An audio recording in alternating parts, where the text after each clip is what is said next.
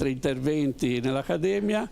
Oggi c'è questo convegno estremamente interessante, intanto perché mette in collegamento l'emigrazione e l'arte, quindi questo rapporto è sicuramente interessante da sviluppare, da sentire, e anche perché questo convegno viene fatto in memoria di una docente dell'Università di Genova che per tanti anni è stata la prima cattedra, credo, di geografia a Genova e che ha dato dei contributi notevoli non solo in campo scientifico e geografico, ma anche nei suoi viaggi ha sempre tenuto conto degli aspetti culturali e territoriali e quindi ha raccolto anche materiale di vario tipo. Bene, lascio la parola alla vostra Presidente e buon lavoro. Prego. Grazie. Grazie, buon pomeriggio a tutti e grazie davvero per questa nutrita affluenza, per questo convegno proprio in memoria della nostra socia soroptimistica Maria Clotilde Giuliani Balestrino. Io ringrazio molto il professor Pestarino, presidente dell'Accademia Ligure di Scienze e Lettere, che appunto gentilmente ci ha ospitato, la vicepresidente Stella Rollandi per la sua disponibilità a partecipare come relatrice a questo convegno e nonché soroptimista anche lei del Soroptimist Club Genova 2. Ringrazio, anche se non ancora e spero arrivi presente, il professor Leo Lecci, che è il coordinatore degli eventi riguardo a Genova e l'Ottocento, e poi tutte le relatrici che gentilmente hanno dato la loro adesione per relazionare a questo convegno: Maria Cristina Poggi, Lili Ghio e Caterina Olcese Spingardi. Grazie a tutte di cuore. Il Soroptimist, la nostra associazione di donne che ha come principale mission il miglioramento della condizione femminile e la piena realizzazione delle pari opportunità e dei diritti umani, è sempre stata nel cuore di Maria Clotilde. La chiamerò affettuosamente Maria Clotilde soltanto adesso. Maria Clotilde è entrata molto giovane nel Soroptimist, aveva le qualità per farlo e ha dedicato al club davvero tanta energia, con grande passione, grande lungimiranza, forte desiderio di costruire, di andare avanti ed un forte senso pratico. In poche parole, il Soroptimist era davvero parte della sua vita e quindi noi siamo molto felici di poterla ricordare in questo convegno, che era nato l'anno scorso, parlandone con Caterina Olcese, era nato proprio perché fosse lei qua a relazionare, a parlarci di tutti i suoi studi e di questo argomento. Purtroppo la sua improvvisa scomparsa ci ha lasciato un po' sgomente, attonite, e quindi per un po', diciamo, non ne abbiamo più parlato.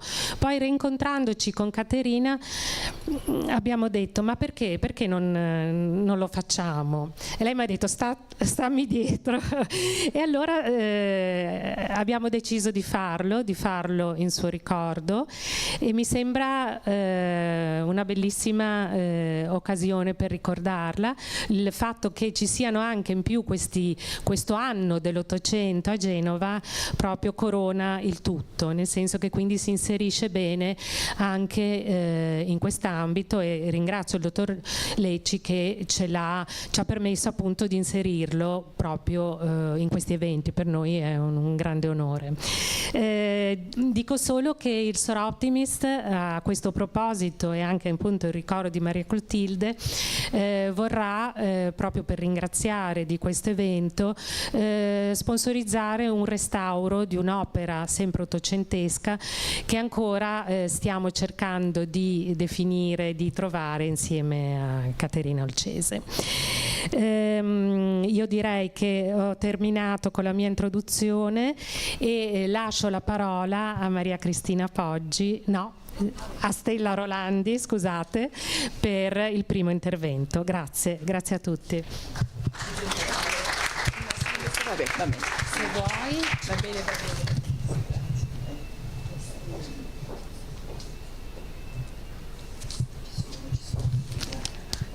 Sì. Lo sai. Sì. Grazie.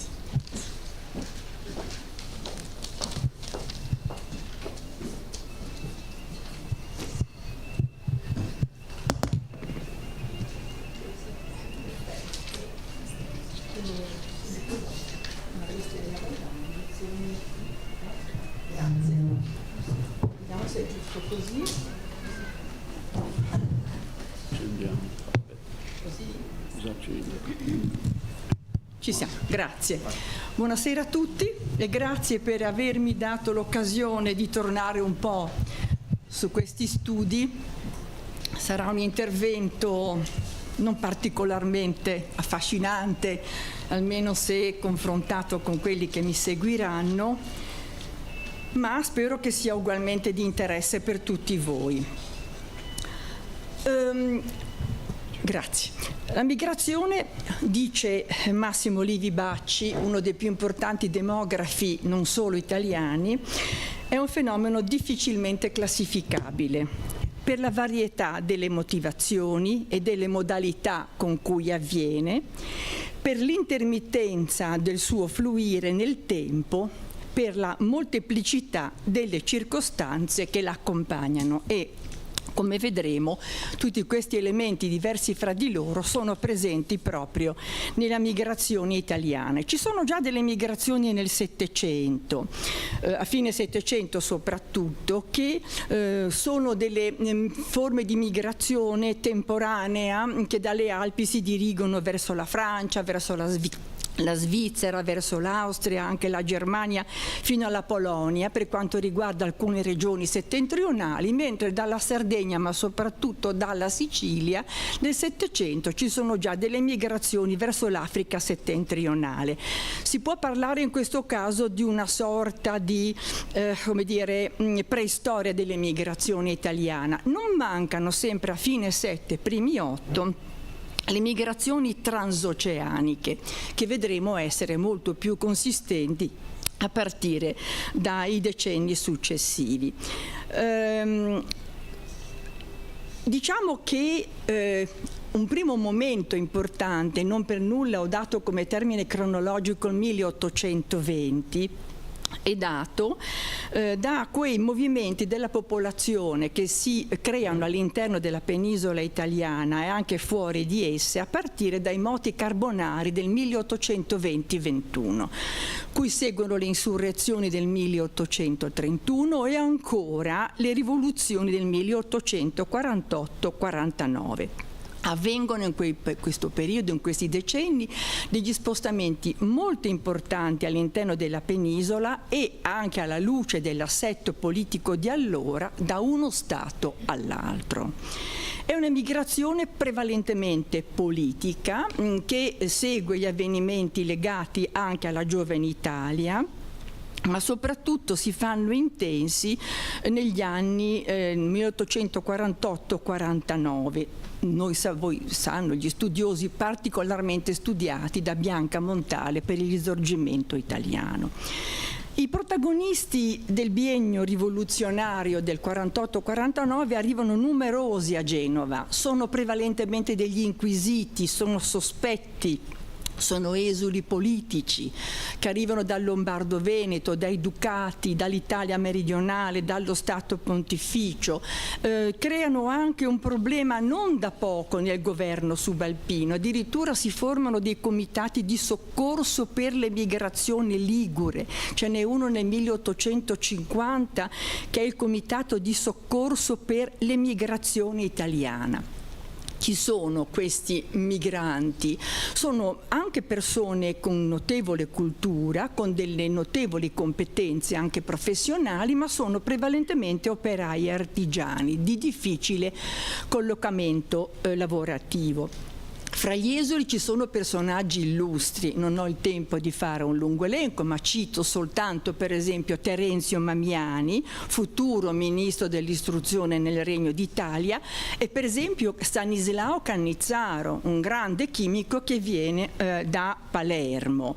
Andranno a insegnare questi scienziati nella Regia Scuola di Marina, nelle scuole tecniche fondate dalla Camera di Commercio negli anni 30 dell'Ottocento. A metà dell'Ottocento un censimento degli emigrati riporta dei numeri abbastanza difficili da definire. Si passa da 20.000 unità alle 35.000 dichiarate da una rivista satirica intitolata La Maga. Addirittura si pone il problema di dove sistemare questi esuli, si pensa addirittura di mandarli per un certo periodo in Sardegna. Molti vengono espatriati o espulsi, vanno a Malta, vanno a Costantinopoli, vanno in Nord Africa, molti vanno già in America del Sud, perché in America del Sud, fin dalla fine del Settecento, primi dell'Ottocento, esiste già un'importante colonia genovese che si è formata in conseguenza di importanti relazioni commerciali. Cito per esempio la famiglia Belgrano, no? E abbiamo per esempio Manuel Belgrano, a tutti noto, ma anche per esempio Giuseppe Castelli, Berutti, che sono savoiardi e piemontesi. Per esempio l'atto di indipendenza del Venezuela nel 5 luglio 1811 porta la firma di un piemontese, di Francesco Isnardi. Quindi noi abbiamo delle colonie liguri, diciamo nella prima metà dell'Ottocento, in Brasile, Perù, Uruguay, Paraguay, e i liguri in queste zone, in queste regioni, si muovono con grande disinvoltura e assumono il controllo della navigazione dei fiumi, della piccola cantieristica, del commercio. Chi ha seguito le vicende di Giuseppe Garibaldi sa che Garibaldi si è avvicinato e ha collaborato ed è stato vicino a numerose comunità di liguri disseminate, se si può usare questo termine, in Latino America. Quindi diciamo una base di comunità italiane preesistenti alle quali si aggiungono gli emigrati risorgimentali. Sono così importanti che nel 1837 il Regno di Sardegna stringerà relazioni diplomatiche con l'Uruguay e con l'Argentina. Cito per esempio persone come Giuseppe Avezzana, come Giambattista Cuneo, ma devo andare più avanti negli argomenti e quindi sono solo cenni che chi vorrà potrà anche con me approfondire. Sono meno note le emigrazioni verso gli Stati Uniti, ma sono ugualmente importanti. Per esempio nel 1836 negli Stati Uniti arrivano i proscritti dello Spielberg. Pietro Maroncelli è a New York già nel 1833. Ancora Eleuterio Foresti nel 1838 succederà a Lorenzo da Ponte, il librettista di Mozart, nella cattedra alla Columbia University. Quindi vedete degli elementi che precedono in maniera importante l'unità d'Italia. Nella famiglia Garibaldi, fratello di Giuseppe Angelo, svilupperà delle importanti attività commerciali proprio negli Stati Uniti e negli anni 30 dell'Ottocento diventa console sardo a Filadelfia. Reti commerciali, politiche e anche reti massoniche molto importanti si diffondono in tutto il continente americano e concorrono ad alimentare la vita e la crescita di comunità italiane i cui componenti spesso giungono per motivi politici e si avvalgono anche di legami che si erano già creati in precedenza, anche se, voglio dire, non è facile, anzi direi è quasi impossibile, distinguere con un taglio netto l'emigrazione politica da quella economica. Il quadro cambia con l'unità d'Italia, perché l'unificazione del Paese segna un punto di svolta molto importante nel fenomeno emigratorio. Noi sappiamo che fra il ecco questa, gli emigranti italiani, fra 1876 e il 1915 espatriano circa 14 milioni di persone. Solo una parte di queste rientrerà in Italia. Di queste 7 milioni e 600 mila varcano l'oceano e restano in Europa 6 milioni e 130 mila persone. Il porto di Genova è a lungo il punto di partenza più importante per quanto riguarda questa emigrazione, come vedete nella tabella successiva. Emigranti italiani e stranieri diretti in America e imbarcati a Genova. Soprattutto, vedete, nella prima parte, nel primo periodo, c'è un numero molto elevato di emigranti, poi scemerà perché ci sarà importante l'emigrazione meridionale e diventerà Napoli il porto di partenza. Voglio ricordare velocemente in questa sede l'emigrazione in Francia, no? Fra il 1870 e il 1900 la Francia accoglie in media 40.000 immigrati italiani l'anno. Ancora, dove vanno a lavorare? Nell'edilizia, nell'industria estrattiva, quella carbonifera, e in mestieri anche minori, compresi i bambini. E all'inizio dell'Ottocento, poi continuerà, c'è anche un'importante diaspora lungo la costa costiera del Mediterraneo, da Salonicco a Smirne, a Costantinopoli, ad Alessandria. Vi dico soltanto, per esempio, che l'autore, il progettista del canale di Suez è Negrelli, che progetta quello che poi sarà il grande canale di Suez. È così importante il collegamento che nel 1869 al Cairo verrà eseguito il Rigoletto e l'Aida nel 1871 all'Opera del Cairo. Vi dico solo che ad Alessandria d'Egitto nascono Marinetti e Ungaretti, rispettivamente nel 1878 e nel 1879.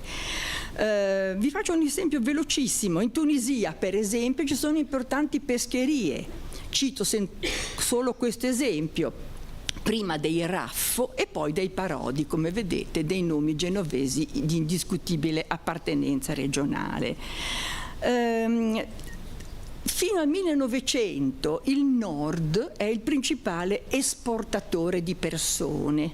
Liguria, Veneto, Friuli, Piemonte. Invece, a partire dal 1900 sarà il Sud, la parte dell'Italia da cui partiranno, soprattutto dalla Sicilia, dalla Campania e dalla Calabria, partiranno verso altri lidi e saranno grandi emigranti. La guerra mette fine alle partenze o comunque le riduce in termini molto consistenti e soprattutto ci saranno dei movimenti difficilmente controllabili, ma non appena termina il conflitto, si può vedere di nuovo nella tabella numero 1, quella migranti italiani e stranieri, riprendono le quantità di emigranti.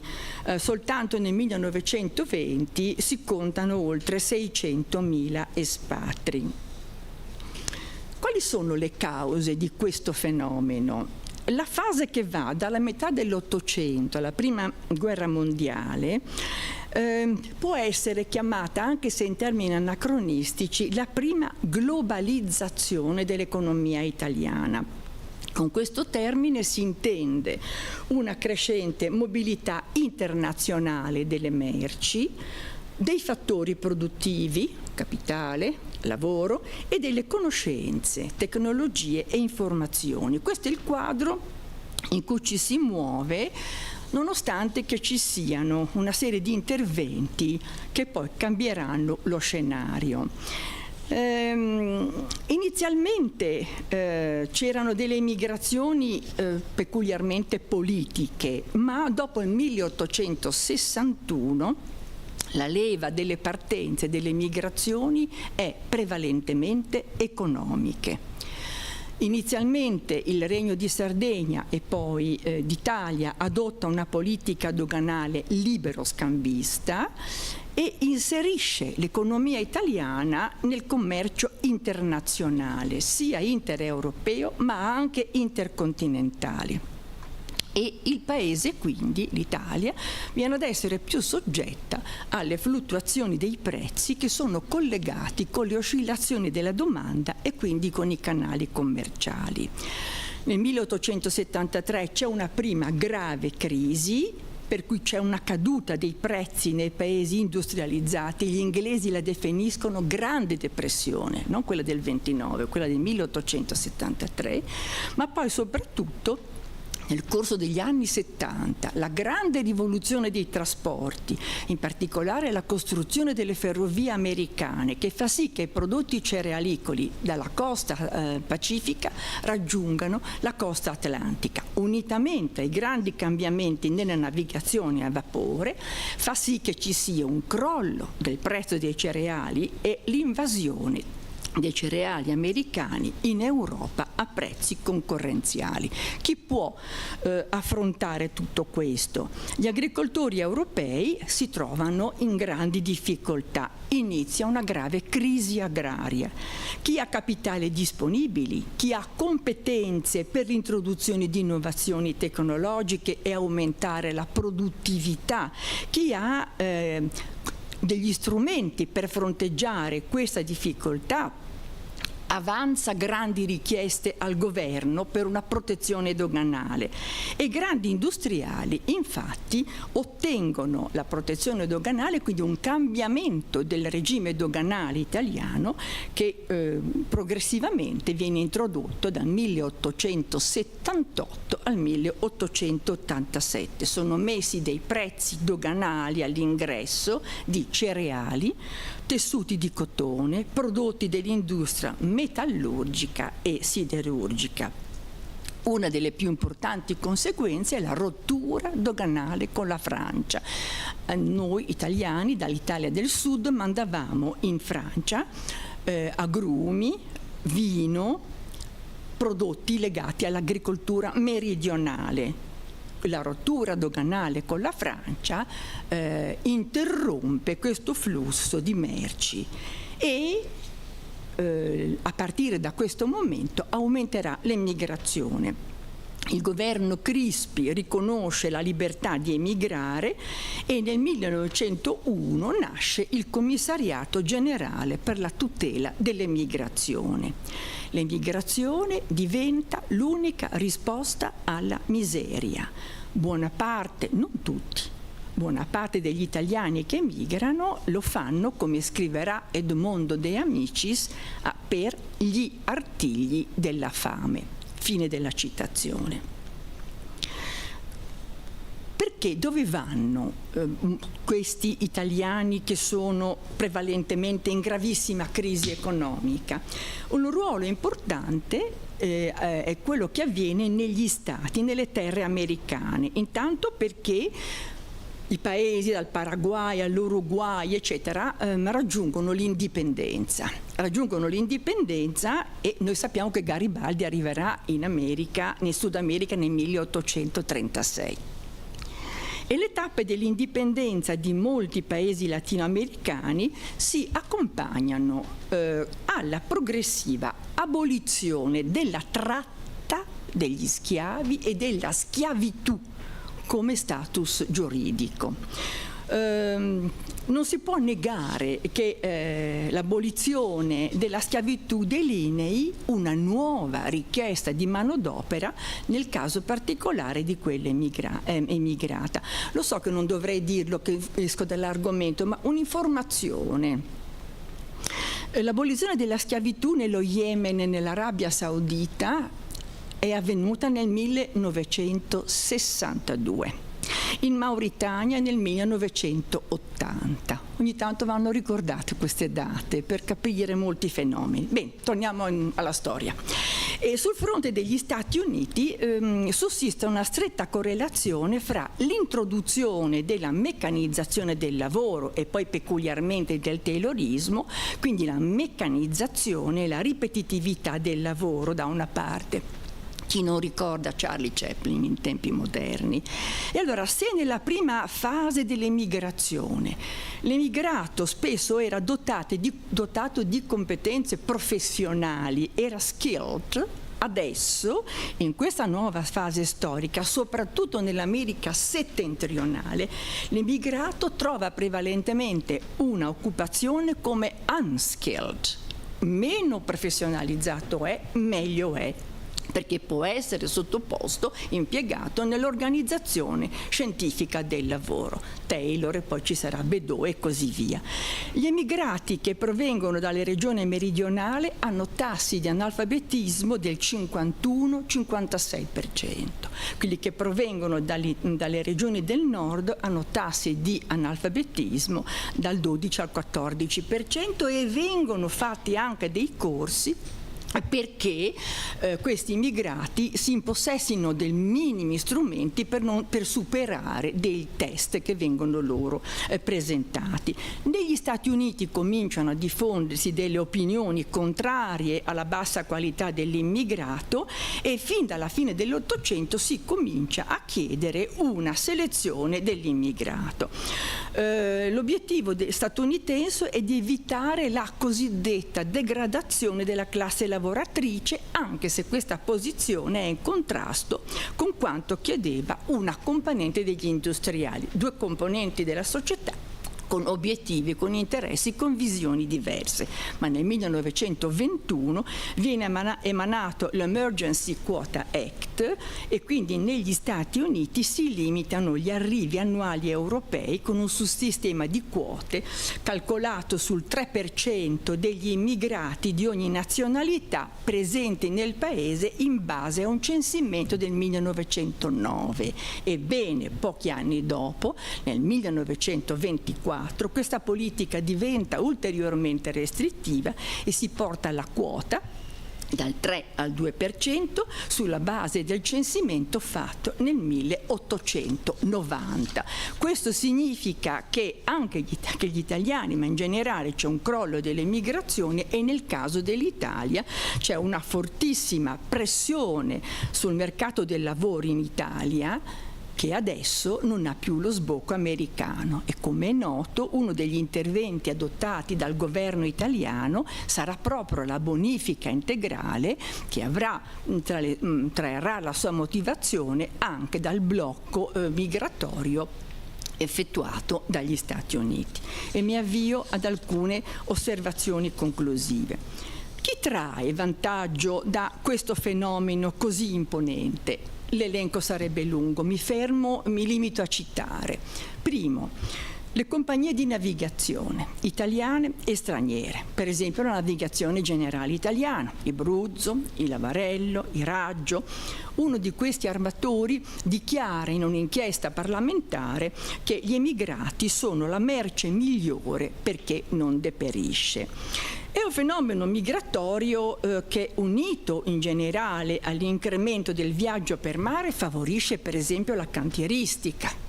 E quindi vediamo compagnie di navigazione che ammodernano proprio le navi sulle quali trasportano le persone. Vi fornisco alcuni dati.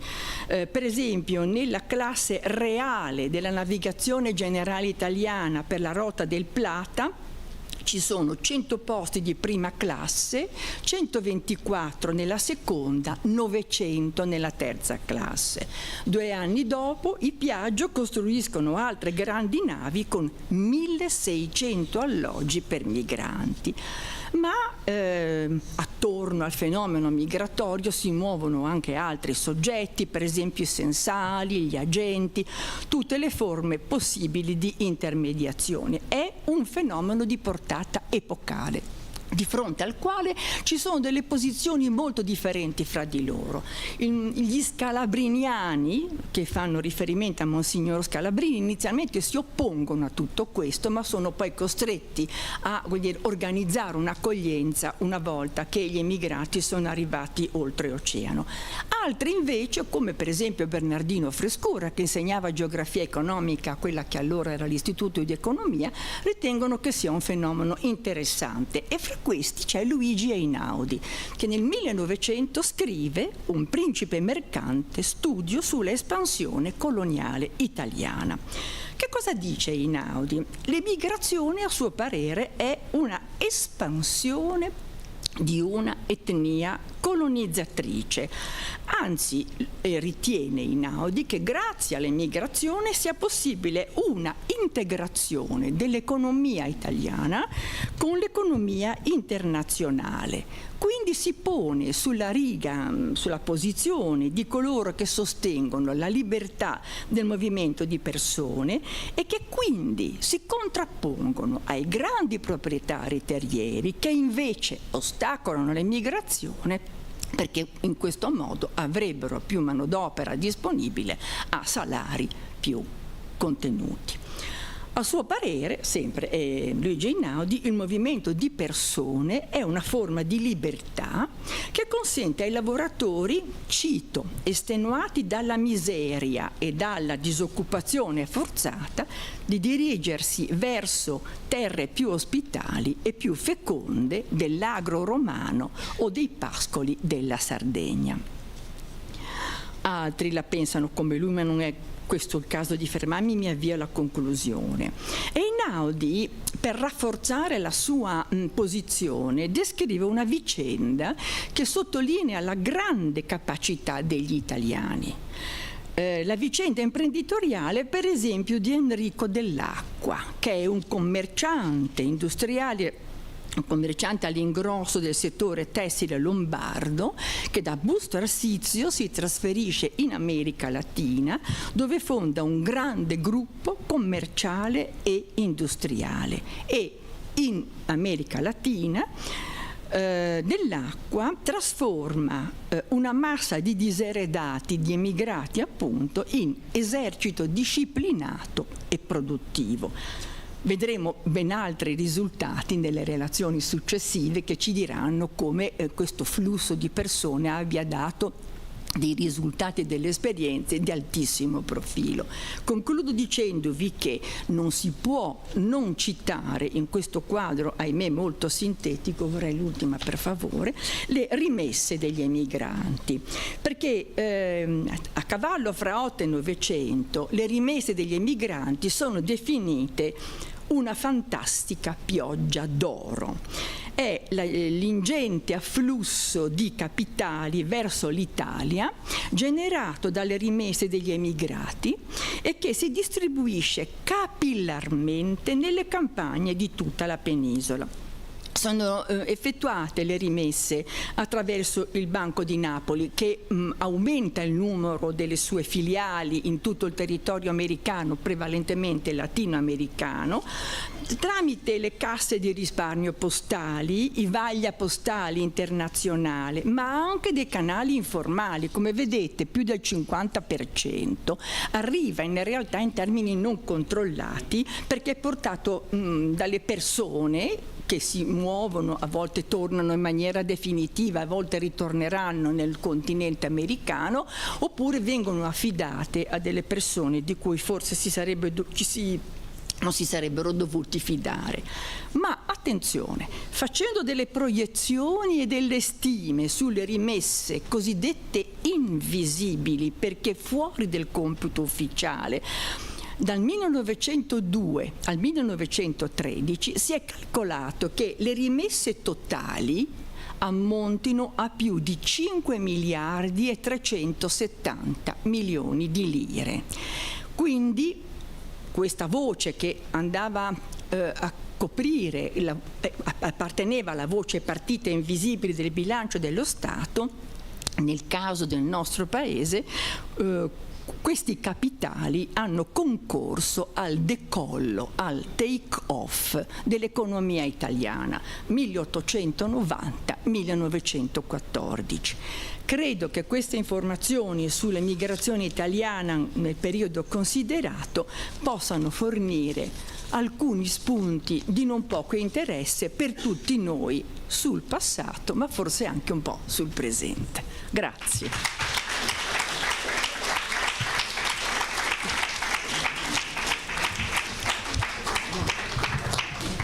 Adesso la parola a Maria Cristina Poggi.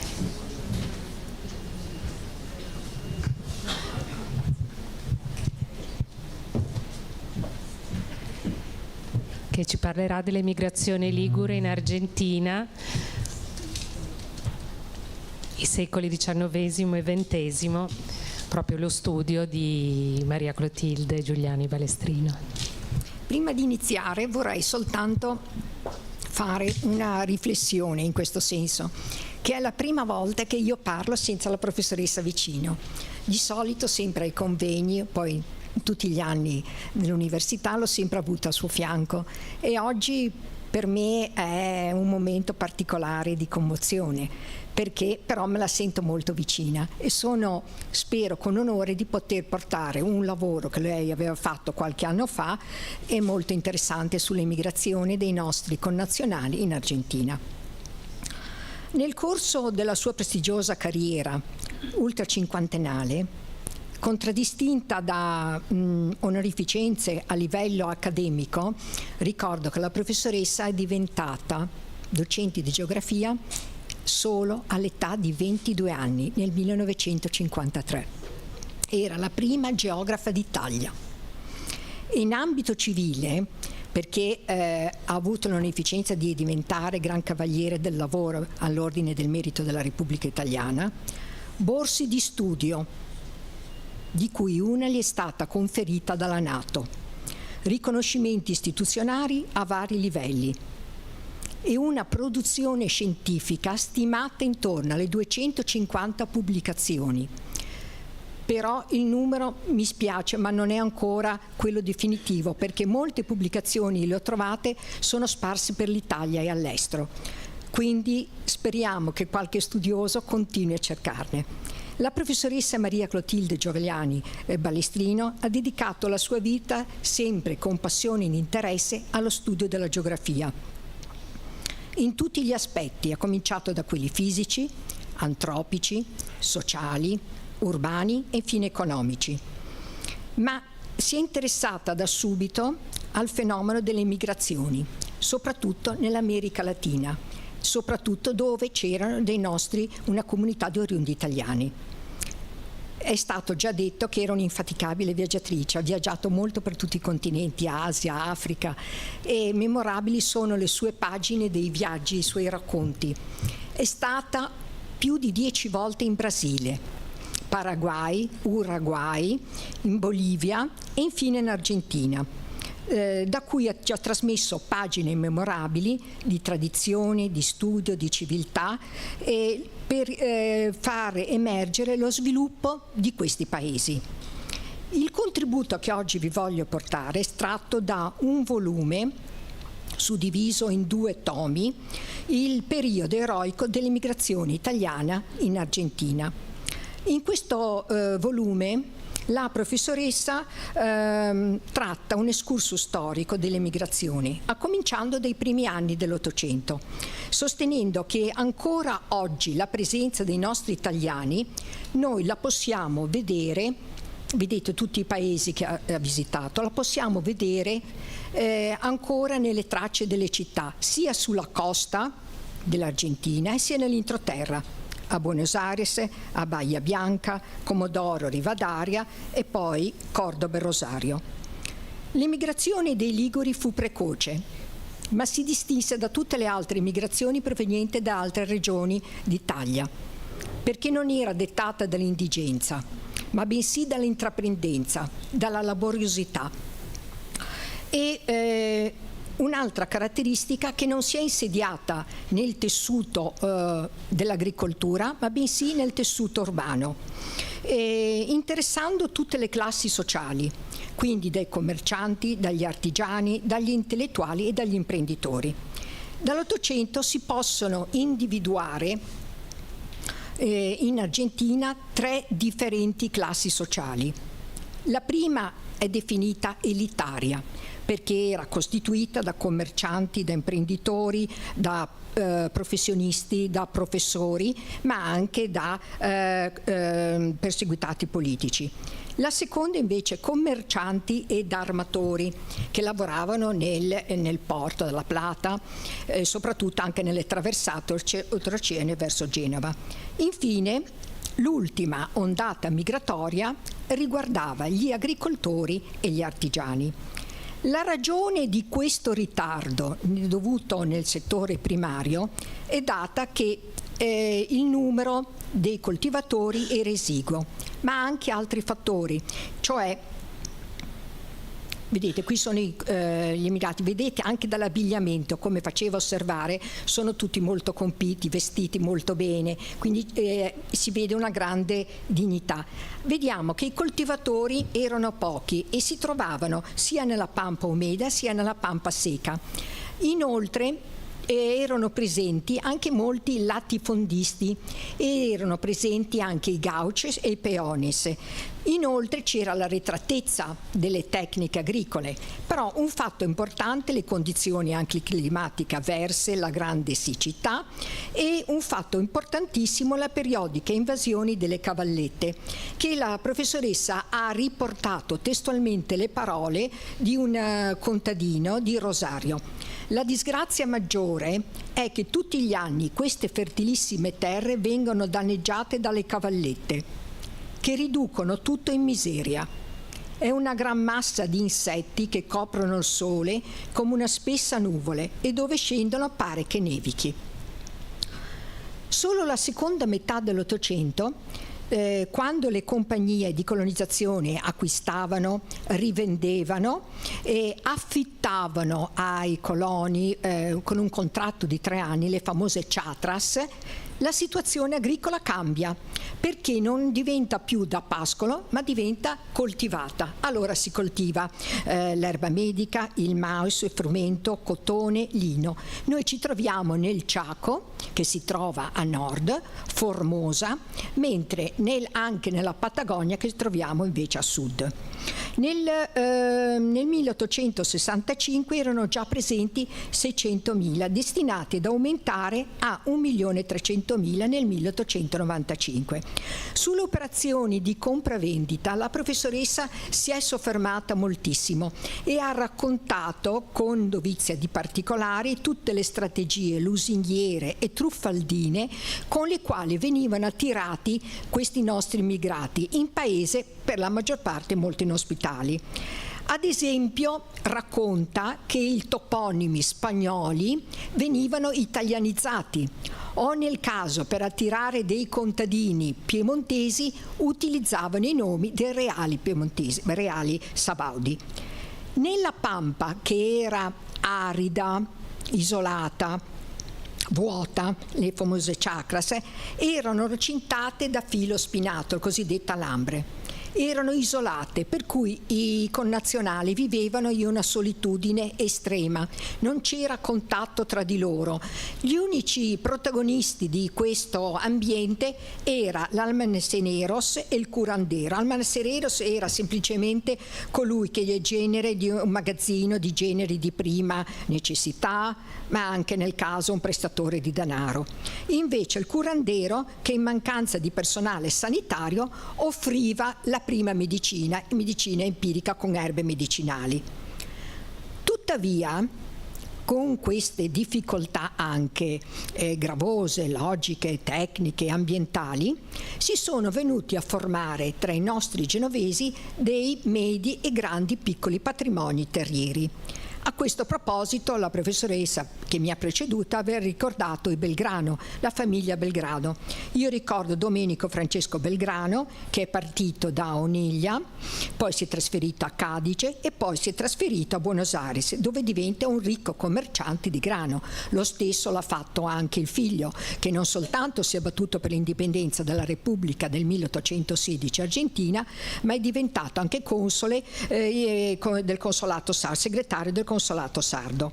Poi abbiamo Giuseppe Magnasco di Santa Margherita Ligure, il quale è diventato un grande fabbricatore, ha lavorato i latticini e fabbricato formaggio. Poi abbiamo Andrea Vaccarezza di Chiavari, che ha rimboschito una vasta area con 600.000 pioppi, acacie, salici, e ha dato origine a una prestigiosa dinastia.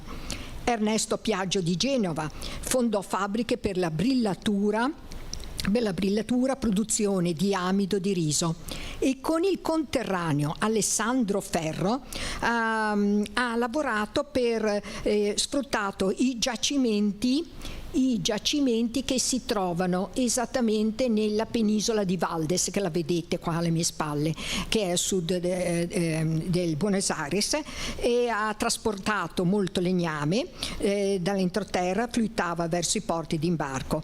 Poi per l'estrazione del tanino. Infine ricordiamo Descalzi di Chiavari, che era un ingegnere, un topografo, che direttore tecnico della Società Nazionale Argentina, ha incentivato soprattutto e ha diffuso la libertà degli immigranti, ma soprattutto i diritti di questi nostri connazionali. Sebbene all'origine il governo argentino incentivasse la presenza, l'occupazione nelle campagne, i liguri soprattutto preferivano stare nelle città, e in questo caso a Buenos Aires, e quindi vediamo che la società era molto varia, c'erano molti mestieri, tra cui artigiani, metallurgici, tessili, muratori, ma anche professionisti, medici, ingegneri, architetti e docenti. Si stima che i liguri provenissero per la maggior parte dalla città della Lanterna, ma anche dall'entroterra di Genova, di Savona, in un periodo molto più tardivo rispetto alla Spezia e alla Garfagnana. Il quartiere della Boca era il quartiere per eccellenza, che si trovava a sud del Rio del Plata, alla foce del Rio Ricaelo, che è un fiume, una zona poco valutata perché è soggetta alle periodiche inondazioni. E però vediamo che la Boca rappresentava, vedete, col caminito, il barrio, queste case colorate che ricordano proprio i nostri ricordi dei genovesi. I liguri avevano aperto anche un'intensa attività commerciale, sia all'ingrosso che al minuto, quindi compravano, vendevano,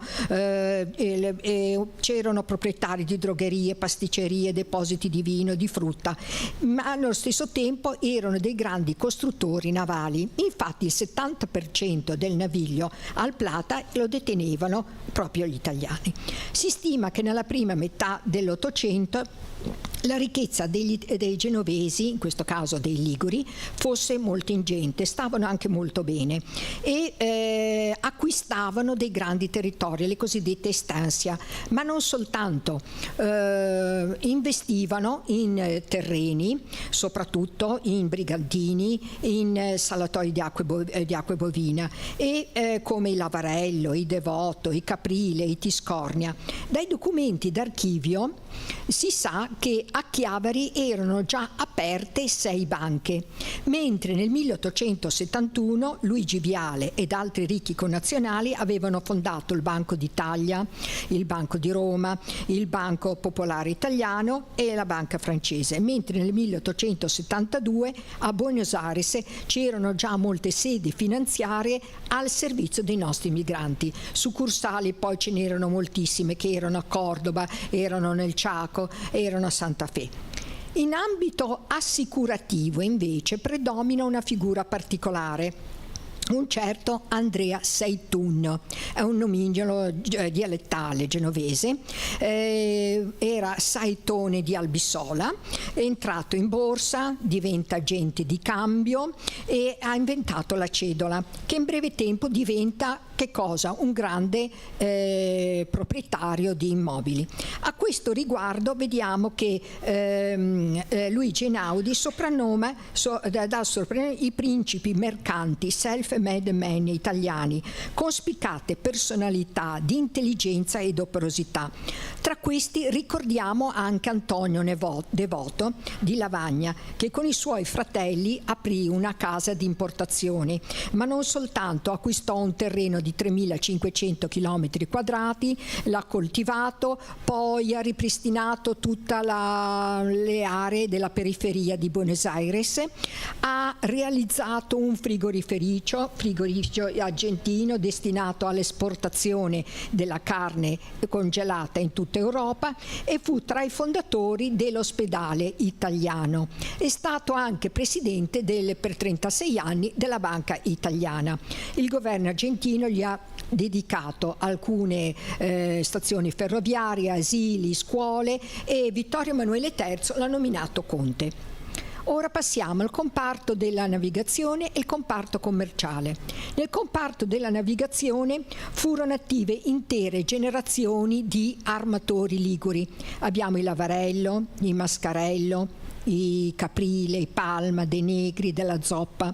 Però questi armatori, la maggior parte è rientrata, soltanto una minima parte è rimasta definitivamente, e questo rispetto a tutte le altre regioni d'Italia. Nel settore commerciale ricordiamo Luigi Dufour, che si distinsero nello sfruttamento soprattutto della lavorazione del legname. Poi abbiamo i Casaretto, Giovanni Casaretto, olificio e pastificio, i Radif nella confettura di marmellate, i Tiscornia nella preparazione delle candele e poi fratelli Migone nell'attività import-export. Non viene trascurato, la professoressa non tralascia l'aspetto umano e le sofferenze che hanno dovuto sopportare questi nostri immigrati, perché non avevano né nel sostegno né il governo argentino né tantomeno il governo italiano.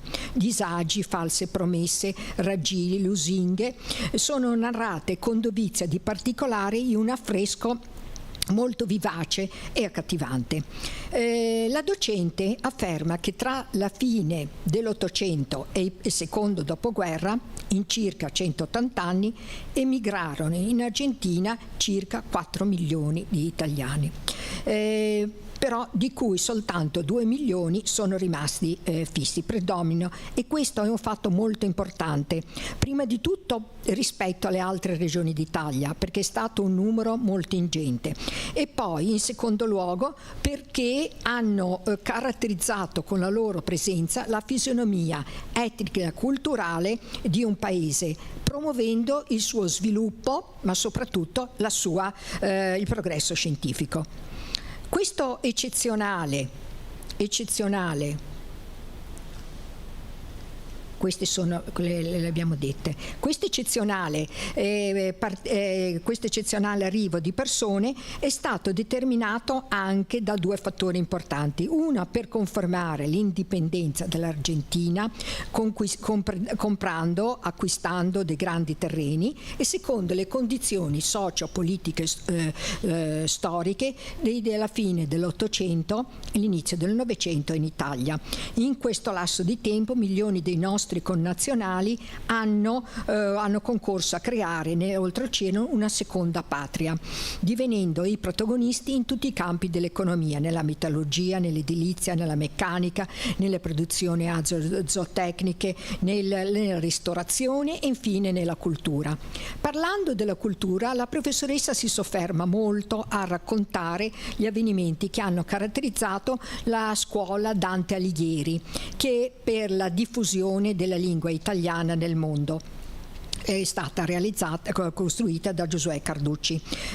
Poi non soltanto, ma l'opera di Don Bosco, questa è la Dante Alighieri, l'opera di Don Bosco e nel momento dopo dei Salesiani, che non hanno diffuso soltanto l'insegnamento ai giovani, ma hanno collaborato per aprire ambulatori, aziende agricole, degli osservatori meteorologici e poi soprattutto dei laboratori per la formazione dei giovani. A questo proposito si sofferma anche a parlare dei francescani, dei domenicani, delle suore dell'Orto di Chiavari, delle suore della Misericordia di Savona. Per ultimo è stato già accennato, ha ricordato anche lei gli scalabriniani, molto importanti perché sono stati i primi che hanno avviato sistematici studi sull'emigrazione italiana nella loro rivista Studio Migratorius. Concludendo, la professoressa afferma che non c'è settore nel quale i nostri connazionali non abbiano avuto un peso rilevante, sociale, politico, civile, economico, e che nell'arco di 200 anni hanno contribuito sinergicamente a creare un connubio solidale tra lo sviluppo dell'Argentina e la convivenza pacifica. Grazie.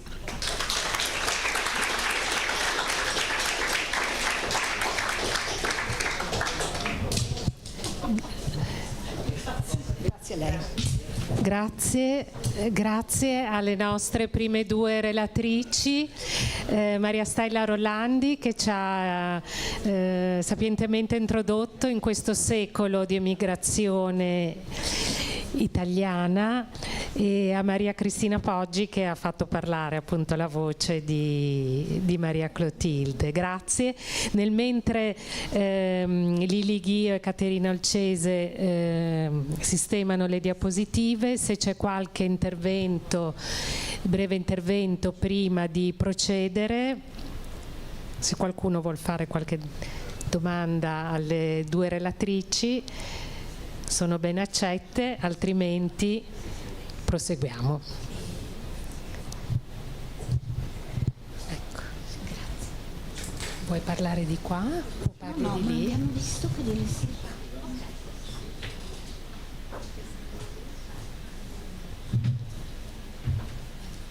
possiamo metterci qui che vediamo meglio lo schermo. Sì. Perché così riusciamo. Esatto. Preferisci questo? È lo stesso, se lo possiamo spostare, possiamo mettere anche qui, sì, perché qui vediamo meglio lo schermo, scusa.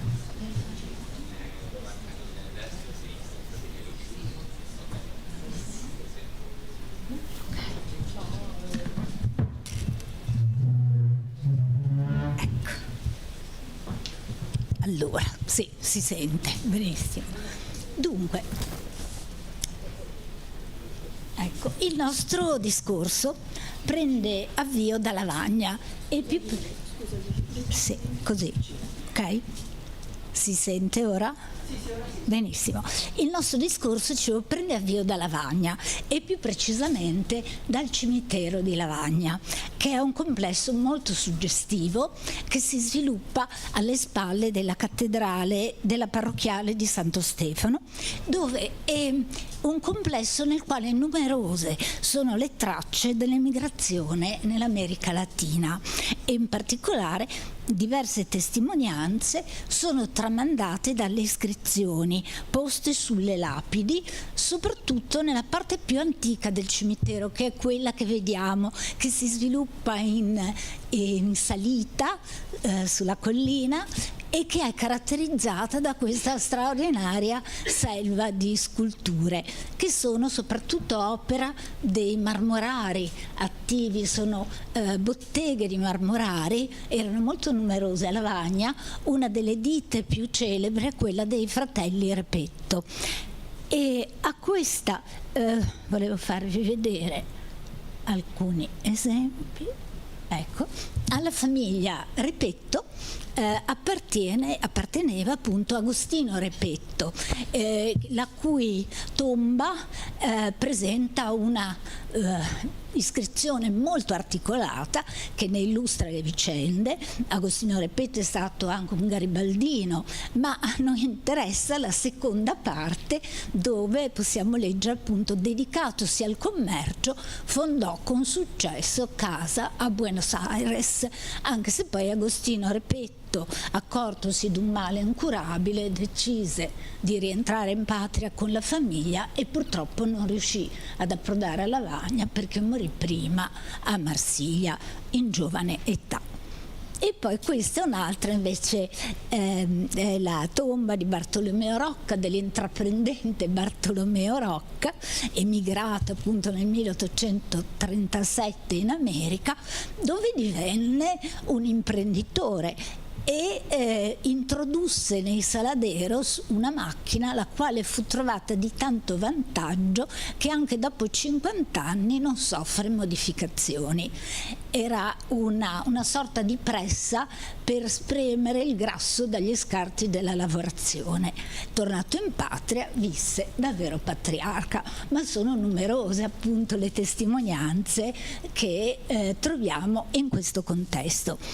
Passiamo invece ora, ecco, nella parte del cosiddetto cimitero nuovo, che è appunto si percorre la salita e si approda in una zona pianeggiante dove troviamo diverse tombe realizzate anche da scultori effettivamente più famosi.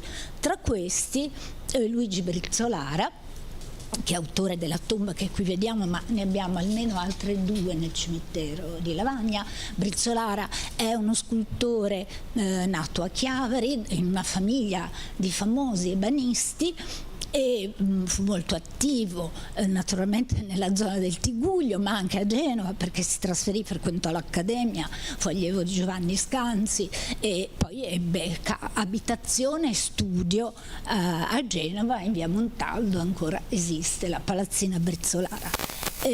Però Brizzolara appunto fu uno scultore che ebbe poi precoci rapporti anche con l'America Latina.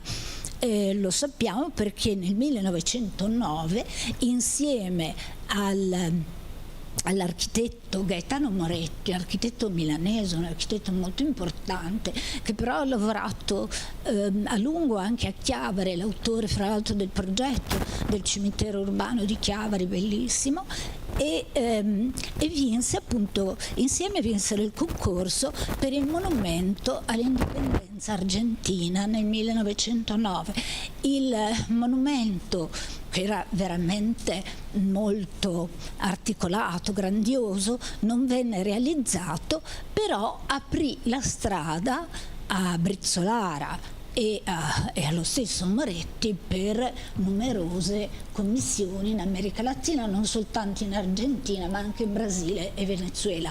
La tomba che abbiamo visto prima propone una versione di un gruppo scultoreo che lo stesso Brizzolara aveva realizzato 7 anni prima per una tomba nel cimitero di San Paolo in Brasile. Ma a noi interessa oggi un altro scultore, che è Arnaldo Zocchi, è un fiorentino, autore di 2 importanti tombe in questo contesto: la tomba della famiglia Polo, con questa figura che rappresenta il dolore, così la definisce proprio l'autore, lo stesso autore, e poi questa, la tomba Brignole. Sono 2 tombe che sono una di rimpetto all'altra, le 2 famiglie erano collegate da vincoli di parentela, e con il gruppo del Conforto della Religione o Angelo della Consolazione. Ma ci interessa Zocchi in questo caso soprattutto perché ebbe precoci contatti con uno degli esponenti più prestigiosi della comunità italiana in Argentina, Buenos Aires, che Maria Cristina Poggia appunto ha ora citato, vale a dire Antonio Devoto, come vedremo. Infatti Arnaldo Zocchi era fiorentino, era stato avviato alla scultura dal padre Emilio, appartiene a una famiglia di scultori, e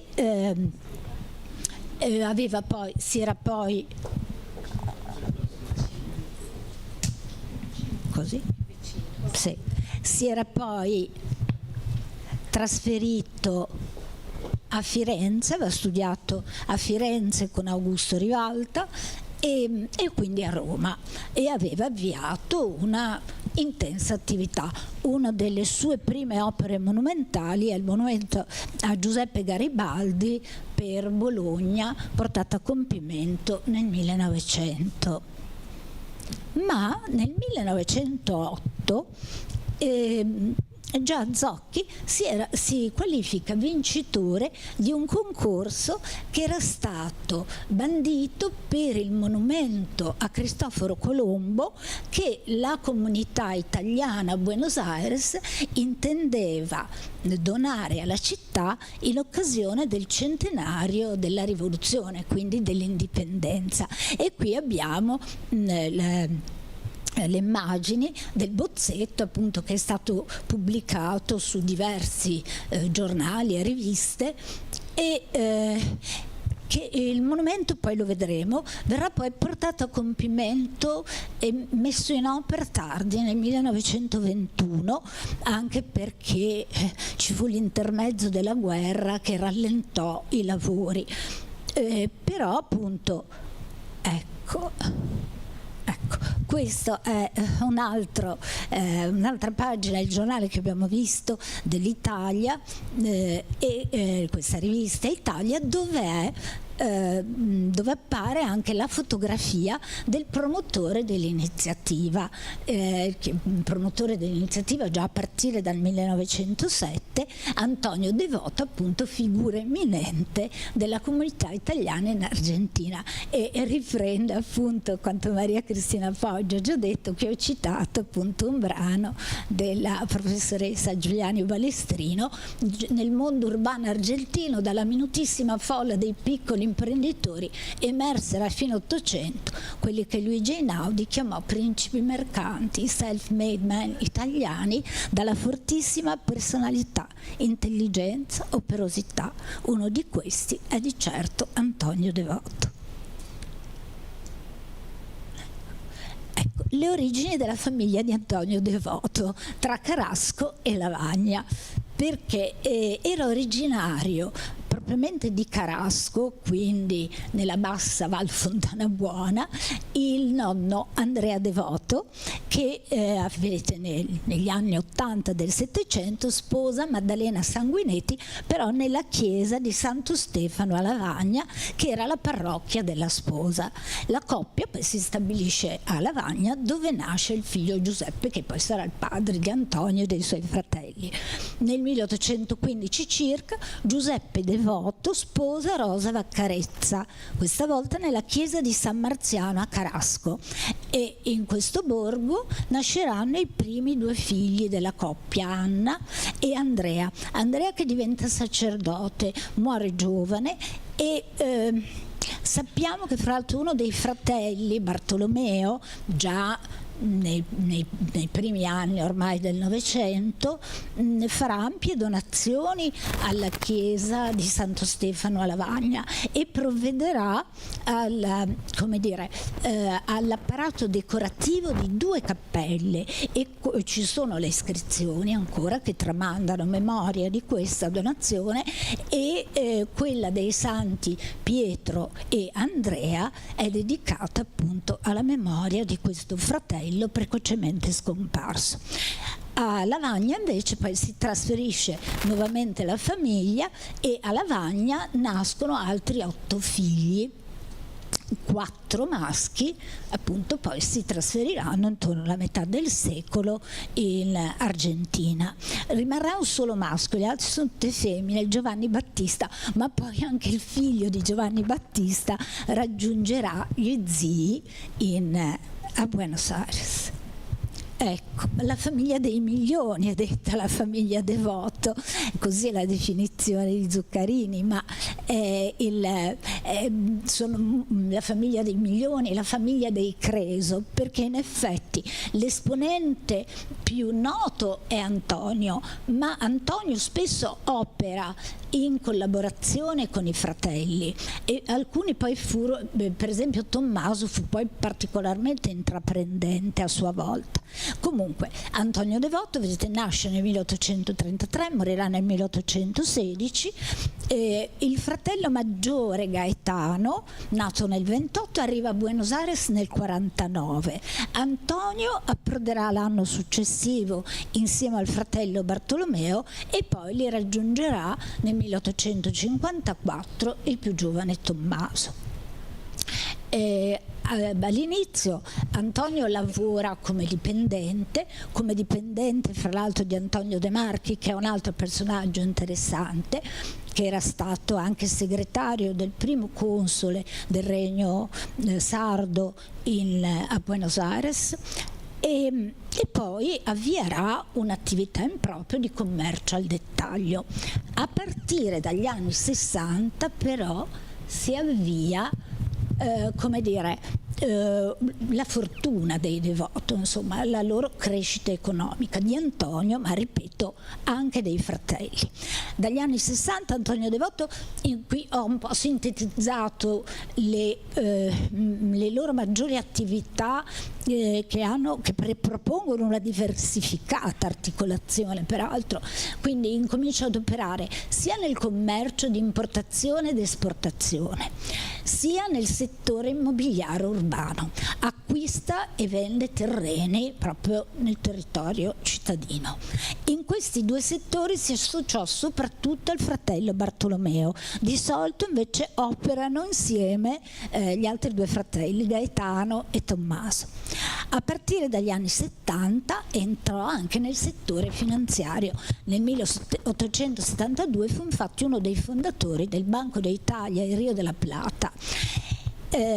Bisogna precisare questo, ricordare un personaggio che ancora prima Maria Cristina Poggia ha ricordato, vale a dire Luigi Viale.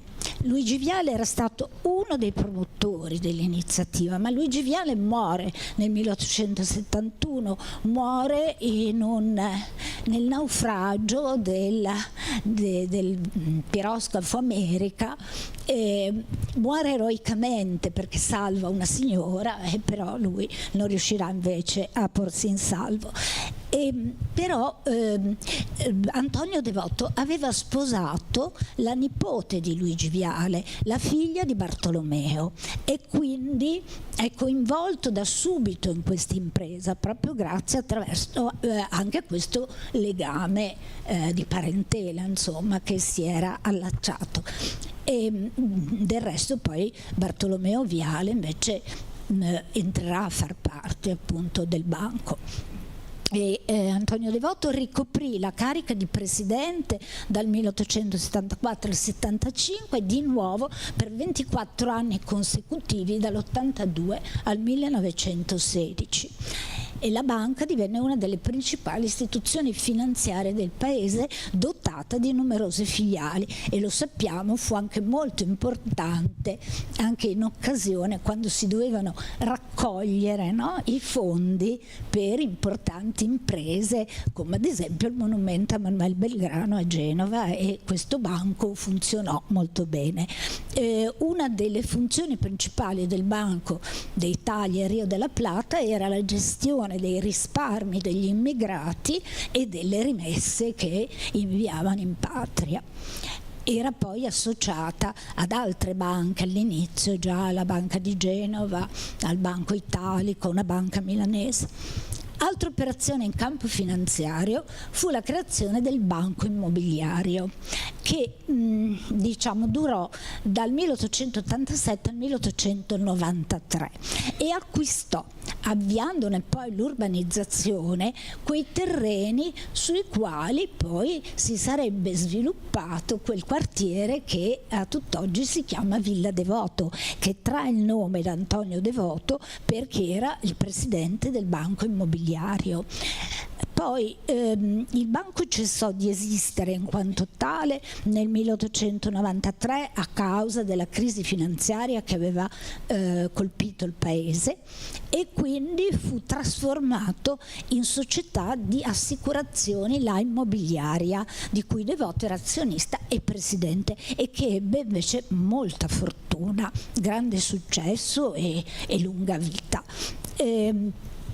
Invece per quel che riguarda Villa Devoto, a Villa Devoto poi, lo vedremo, Antonio e i fratelli acquistarono dei terreni, costruirono le loro case di villeggiatura, ma fecero costruire addirittura una chiesa, il circolo del tiro a segno, quindi diciamo l'asilo Umberto I che venne fondato da Antonio Devoto. E qui abbiamo il piano di urbanizzazione della Villa Devoto presentato appunto nel 1887 da Giovanni Antonio Buschiazzo, che è un architetto piemontese ma trasferitosi appunto a Buenos Aires, dove fu attivissimo anche per i Devoto. A partire dagli anni 90 i fratelli Devoto iniziarono a acquistare terreni in aree rurali e, come è stato detto, entrando ben presto nel novero dei grandi proprietari. Una delle loro principali imprese in questo settore fu la creazione del 1906 della società Estancias y Colonias Trenel, volta allo sfruttamento di 290.000 ettari di terreno nella provincia di La Pampa. E qui infatti nella Casa della Cultura a Trenel si conserva questo ritratto di Antonio Devoto tra le messi, realizzato da questo pittore Luis Boni, in realtà Luigi Boni perché era fiorentino, ma poi si trasferisce a Buenos Aires e divenne proprio il pittore di fiducia di Antonio Devoto. Tutti i suoi ritratti sono stati eseguiti da Boni, e al quale affidò anche la decorazione ad affresco, poi lo vedremo, della chiesa da lui fondata, Villa Devoto. Dalla fine degli anni '80 Antonio Devoto avviò investimenti anche nel settore industriale. Citiamo i più noti, e insieme ai fratelli partecipò alla costituzione della Compagnia General de Fósforos, dei fiammiferi, che estese in breve tempo la sua attività dalla originaria fabbricazione di fiammiferi alla litografia, alla fabbricazione della carta.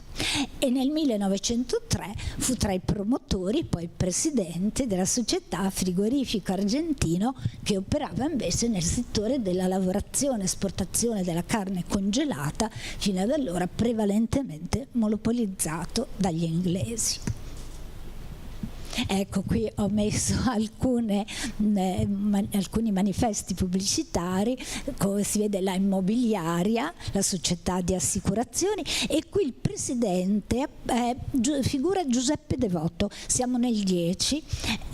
Giuseppe Devoto era il nipote, il figlio di Giovanni Battista, il fratello che era rimasto a Lavagna, e che si trasferisce a Buenos Aires e sposa la sua cugina Filomena, che era la figlia di Gaetano, e furono una coppia che dedita ad un'intensissima attività di beneficenza a Buenos Aires, ma anche appunto a Lavagna, nel paese d'origine.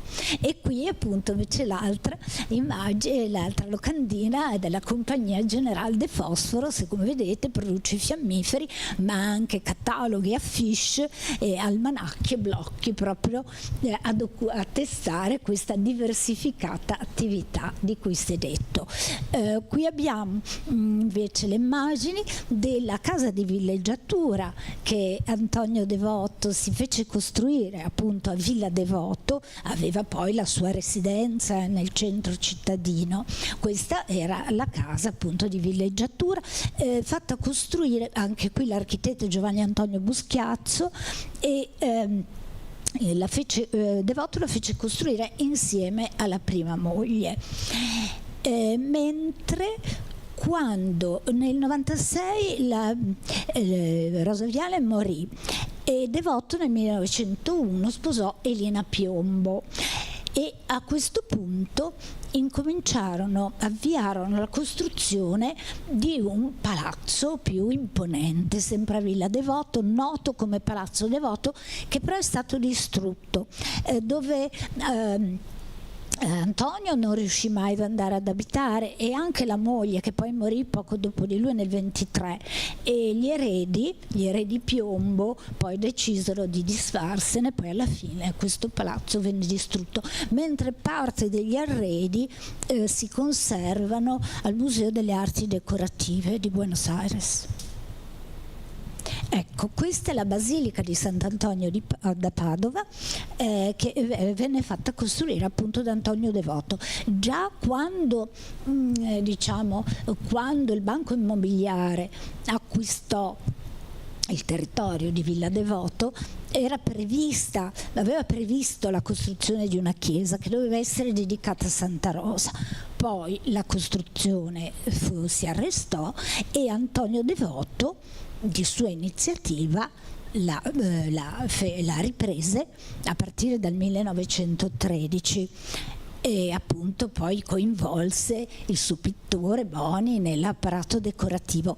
Questo che vede, però per prima cosa fece costruire una grande cripta, perché voleva che questa chiesa diventasse il mausoleo della sua famiglia, e di fatto nel 1930, quando la chiesa fu completata e i resti di Antonio e anche delle due mogli vennero appunto trasferiti nella cripta di Sant'Antonio da Padova.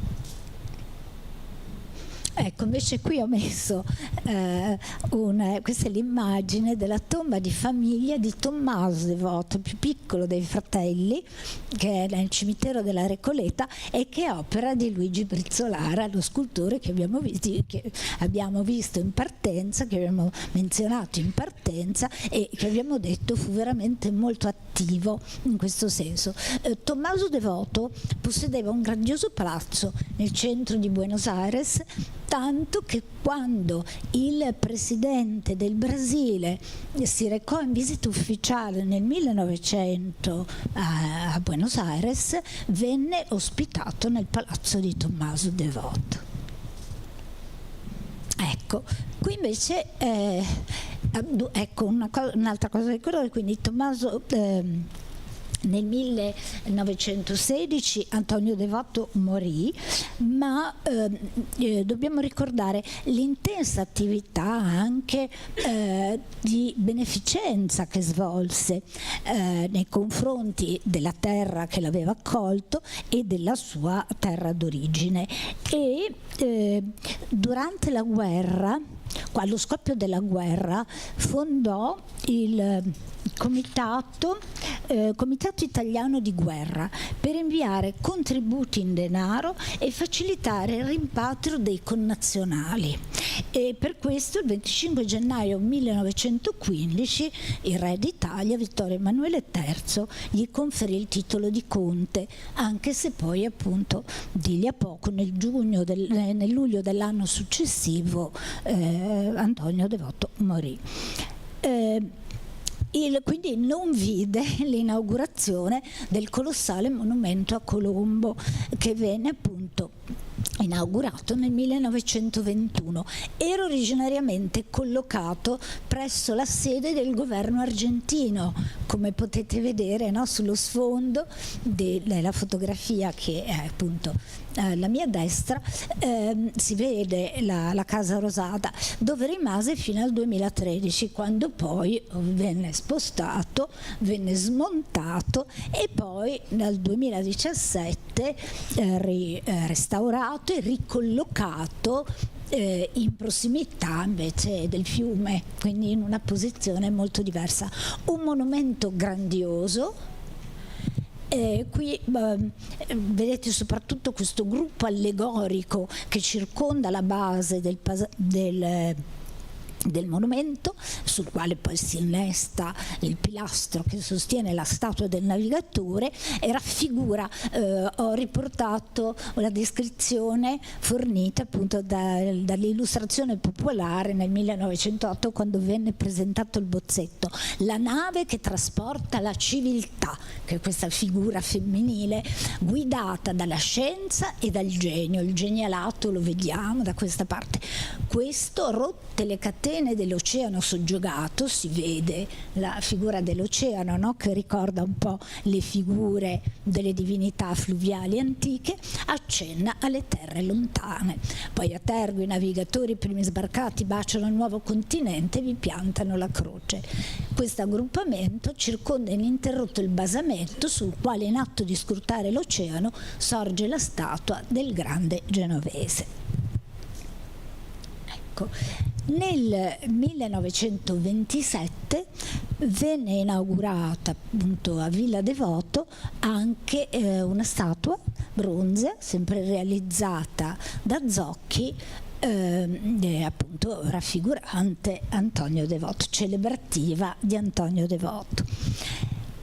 Nello stesso anno viene inaugurato a Genova, precisamente il 12 ottobre 1927, il monumento equestre a Manuel Belgrano, un monumento che la cui lunga vicenda è stata ricostruita ampiamente in maniera molto puntuale da Caterina Olcese Spingardi, e una vicenda che che prende avvio nel 1922 e che appunto si concluderà poi nel 27. Una vicenda, non abbiamo il tempo per riproporla in modo come dire dettagliato, però possiamo dire questo: il monumento venne offerto da un comitato italo-argentino che prende vita appunto già intorno al 1922.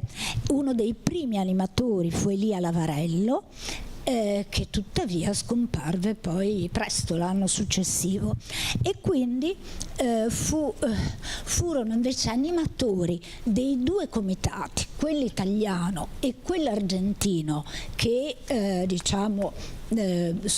seguirono poi tutta la vicenda, due personaggi comunque prestigiosi. Uno per il comitato italiano, l'ingegnere Luigi Genovese, che era reduce da un'esperienza molto fortunata in Argentina, di grande successo, culminata con il progetto del porto militare di Bahia Blanca. Era ritornato in patria e già anche forte dei successi già conseguiti in patria, era stato nominato senatore. Quindi, mentre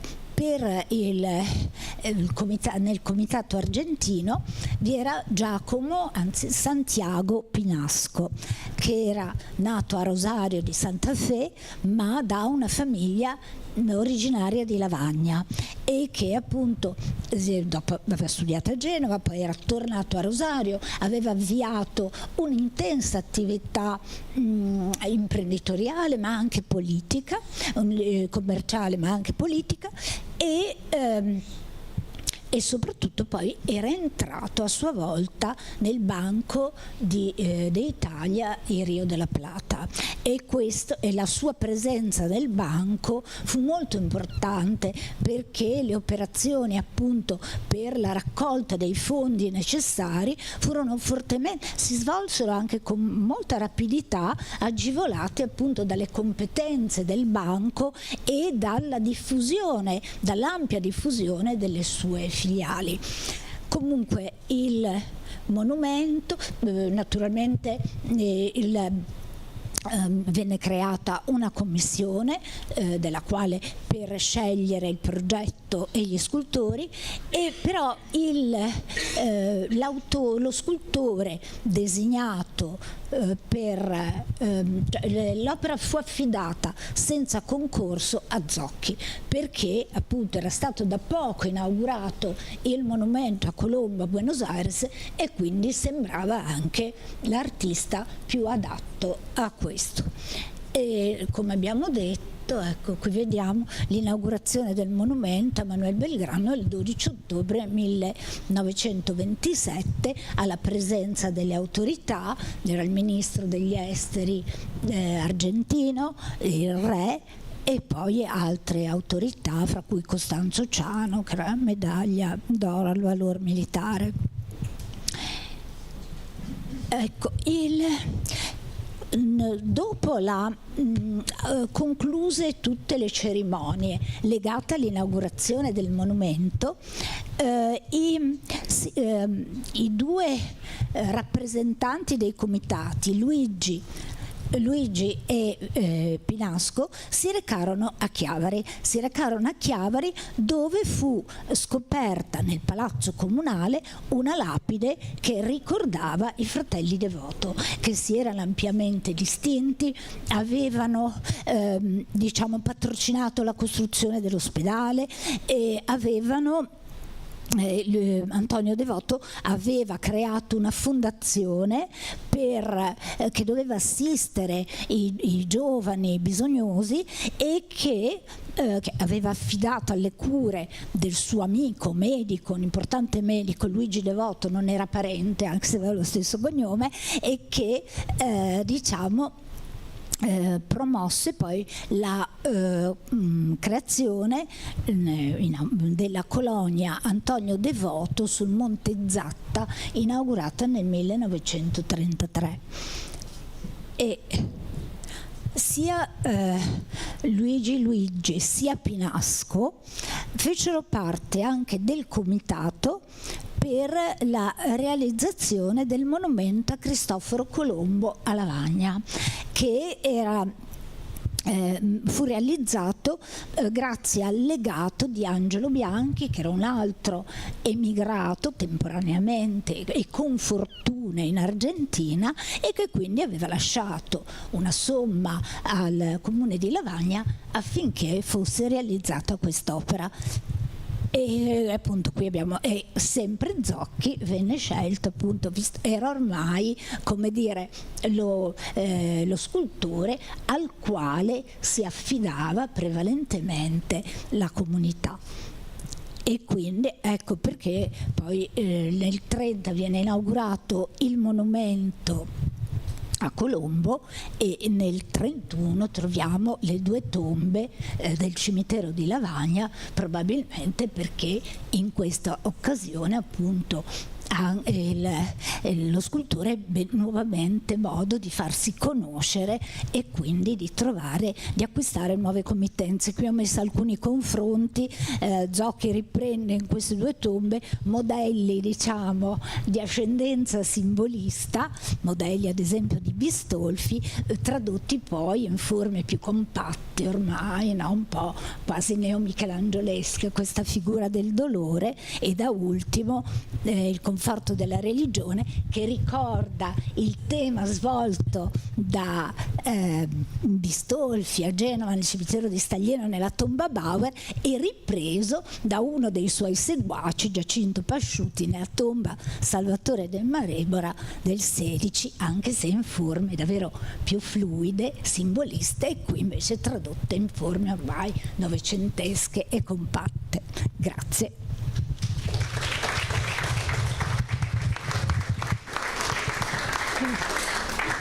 Grazie a Lili Ghio per il suo intervento. Adesso passiamo la parola a Caterina Olcese Spingardi. Parli anche tu di lì, Caterina? Sì. Con il suo intervento Arredi e decorazione Liberty e Deco tra Italia, Argentina, con una puntata a Genova.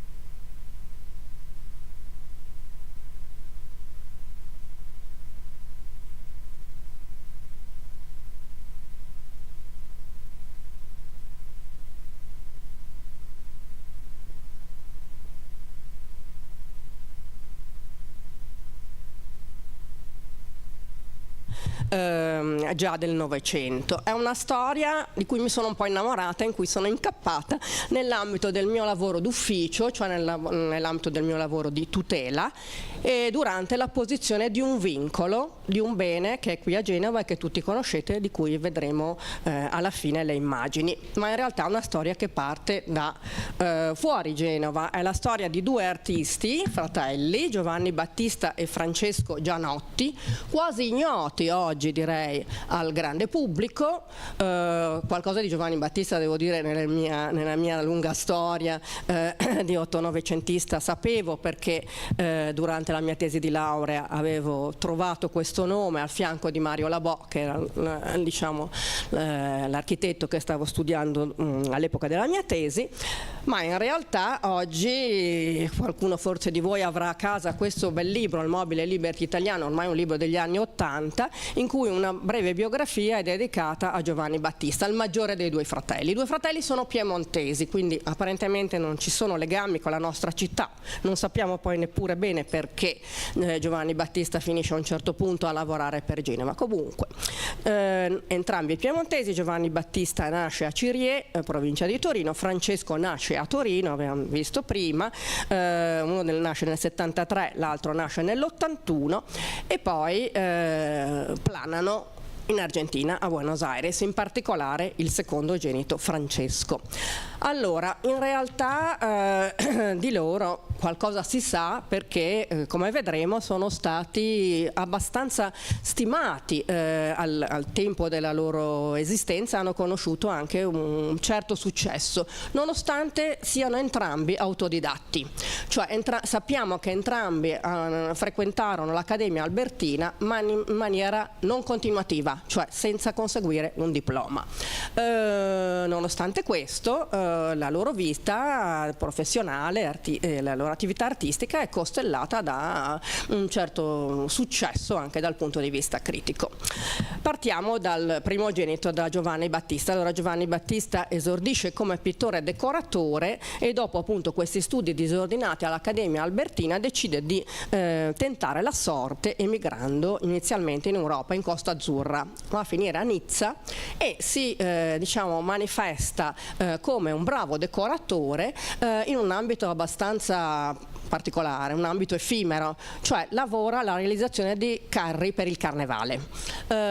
Si fa apprezzare per questo e poi resta per un po' di tempo a Nizza, dove comincia a fare il decoratore di facciate, per poi trasferirsi a Ostenda, quindi in Belgio, dove per esempio tra diciamo, i luoghi dove si trova a operare c'è la decorazione di questo straordinario Grand Hotel, che in realtà è demolito, e che diciamo è uno dei luoghi, insieme ad altri ristoranti e grandi alberghi, dove si trova a realizzare decorazioni murali. Dopo Ostenda c'è Anversa come altra sede, luogo di lavoro, e poi Bruxelles. Si dice anche che abbia avuto una tappa inglese, ma di questo in realtà poi non si trovano tracce. In realtà questi dati vengono forniti dai biografi in maniera abbastanza succinta, e c'è un lungo lavoro ancora da fare per capire se effettivamente ci siano ancora tracce e che cosa effettivamente Giovanni Battista abbia realizzato in questi luoghi. L'ultima importante tappa diciamo di questo primo viaggio di lavoro, in realtà è questo lungo periodo, sono 6 anni in cui Giovanni Battista appunto da Torino esce dall'Italia, è Bruxelles. Siamo in piena temperie Art Nouveau, quindi è vero che stanno fiorendo in molte località i grandi alberghi, i ristoranti, i luoghi del divertimento, luoghi nei quali per antonomasia il nuovo stile, l'Art Nouveau, viene adottato con entusiasmo, senza tanti filtri, e Bruxelles è una grande capitale dell'Art Nouveau. Come sapete, chi sa un po' di storia dell'architettura, grazie a Victor Horta, che già negli anni 90 dell'Ottocento si comincia a progettare edifici secondo il nuovo linguaggio. Chi è stato a Bruxelles avrà visto il quartiere della Menuise, dove si concentrano, no? La Maison Tassel, la Casa Horta, insomma le grandi, la Casa Solvay, i grandi edifici di Victor Horta. I biografi di Giovanni Battista dicono che a Bruxelles sicuramente ha guardato Victor Horta, ma non abbiamo nessuna prova provata che questo sia avvenuto. Comunque l'atmosfera era quella. L'altro grande figura capofila, diciamo, dell'Art Nouveau belga è Henri van de Velde. Henri van de Velde in realtà aveva già lasciato Bruxelles in quest'epoca, però diciamo la sua lezione, questa idea di una progettazione globale, che poi è uno degli diciamo portati dell'ideologia del Liberty, insomma, per cui è necessario che l'artista, l'architetto si ponga il problema di una progettazione appunto totale, dell'opera d'arte totale, che va dalla progettazione dell'edificio, anche addirittura urbanistica, fino al dettaglio, le posate e l'abito che la donna indosserà all'interno di questi edifici, tutti progettati ex novo, secondo appunto un'idea del tutto innovativa che segna una cesura profonda con l'eclettismo storicista che fino ad allora aveva pervaso tutta la progettazione. Insomma, tutto questo ha in Van de Velde uno degli esponenti principali, e quindi è sicuramente a questo tipo di idee che Gianotti, Giovanni Battista, si abbevera nel periodo del suo soggiorno di Bruxelles. In realtà però da un'autobiografia un po' mal scritta e scritta da anziano dal fratello minore, cioè da Francesco, sappiamo che a Bruxelles anche il secondogenito aveva raggiunto il fratello maggiore.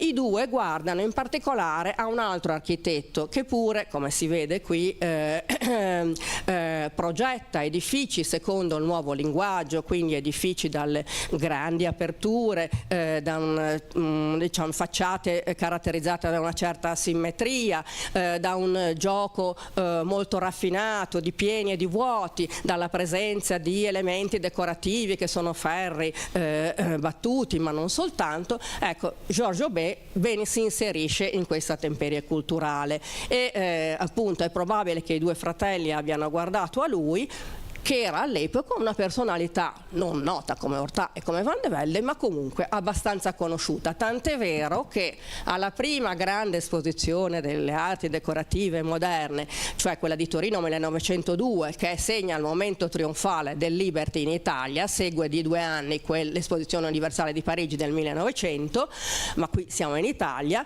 A questa esposizione nel padiglione del Belgio Georges Aubé aveva preso parte presentando un paio di stanze. Una è questa, una stanza di casa da campagna. Anche in questo caso appunto si vede in un'ottica di progettazione globale, tutto ispirato a un linguaggio assolutamente nuovo. Rientrati comunque in Italia dopo questa esperienza, i nostri due fratelli si insediano a Milano. Milano è una città che offre molte opportunità, è una città moderna, una città industriale, e la cosa interessante è che Giovanni Battista va a lavorare per la ditta Luigi Fontana e Compagni. La ditta Luigi Fontana e Compagni oggi forse ci dice poco, ma non è altro che la Fontana Arte agli esordi, che è tuttora esistente. La ditta Luigi Fontana era già nata alla fine dell'Ottocento, era nata con diciamo il proposito di produrre vetri e vetrate, per poi passare alla produzione di arredi. E vi faccio vedere, perché penso che la conosciate, questa bellissimo salotto databile al 1902 circa, acquistato da Mickey Wolfson e oggi visibile alla Wolfsoniana. Altro non è che un'opera concepita dalla Luigi Fontana, che quindi non soltanto inventava vetrate decorate, colorate, ispirate agli stilemi del linguaggio Liberty, quindi diciamo, gli andamenti lineari a colpo di frusta, insomma gli influssi anche dell'area franco-belga, ma anche mobili e arredi in cui appunto i vetri e le vetrate hanno sempre un ruolo importante, ma non sono l'unico elemento prodotto dalla ditta.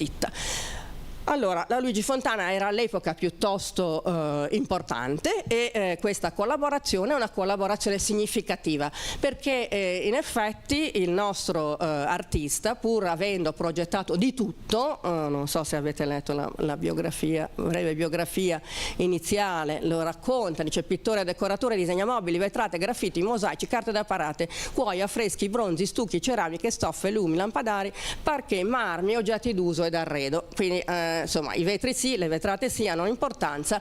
Questa esperienza però è cruciale perché quasi sempre nella progettazione dei suoi interni o degli edifici per i quali collabora con il fratello Gianotti inserisce volentieri vetri colorati. Siamo appunto a Milano, mentre appunto Giovanni Battista, che è il fratello maggiore, lavora in questo ambito, il fratello minore Francesco frequenta una scuola importante della Milano dell'epoca, è definito pittore decoratore e frequenta appunto in maniera anche qui irregolare la scuola superiore d'arte applicata del Castello Sforzesco, dove a insegnare è Alfredo Melani. A chi sa un po' di Liberty italiano, il nome di Alfredo Melani suonerà abbastanza familiare perché Alfredo Melani è stato uno delle figure cruciali della promozione del Liberty italiano.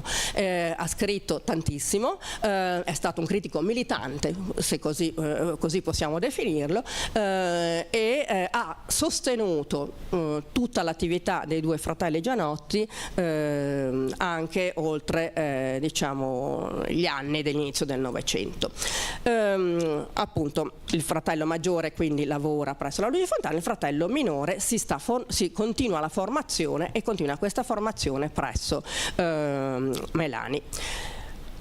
Dopo la mostra del 1902 a Milano, nell'occasione dell'apertura del Raffaello del Sempione, nel 1906 si ha la seconda grande tappa espositiva della storia del Liberty appunto del nostro paese, l'esposizione internazionale del Sempione o di Milano del 1906. È un momento cruciale ed è anche il primo momento in cui sappiamo qualcosa di più di quello che avevano producevano i due fratelli, perché a questa esposizione troviamo di tutto e di più ovviamente. La Luigi Fontana addirittura ha così tanto successo in questo momento, ha prodotto così tanto, è così un nome che addirittura costruisce un proprio padiglione. Guardate anche la raffinatezza di questo padiglione, anche le scritte, vetrate artistiche, specchi e decorazione, figure femminili che reggono queste ghirlande, vetri ovviamente interni distrutti ovviamente, anche abbiamo soltanto queste foto d'epoca altrettanto raffinate quanto a decori, e il nostro Giovanni Battista è ancora legato in questo momento alla Luigi Fontana, ma se ne distaccherà molto presto. Questo è un interno, di nuovo vediamo la presenza dei vetri e delle vetrate, degli specchi, ma anche la realizzazione di boiserie e di mobili, tutti ispirati al nuovo stile. Dicevo, per la prima volta però nel 1906 e per un'altra ditta in realtà i nostri due fratelli li troviamo a collaborare insieme a realizzare un ben recensito chiosco in ferro battuto e lamiera. La ditta che realizza questo bello oggetto, questo raffinato piccolo oggetto, è la ditta Arcari di Milano.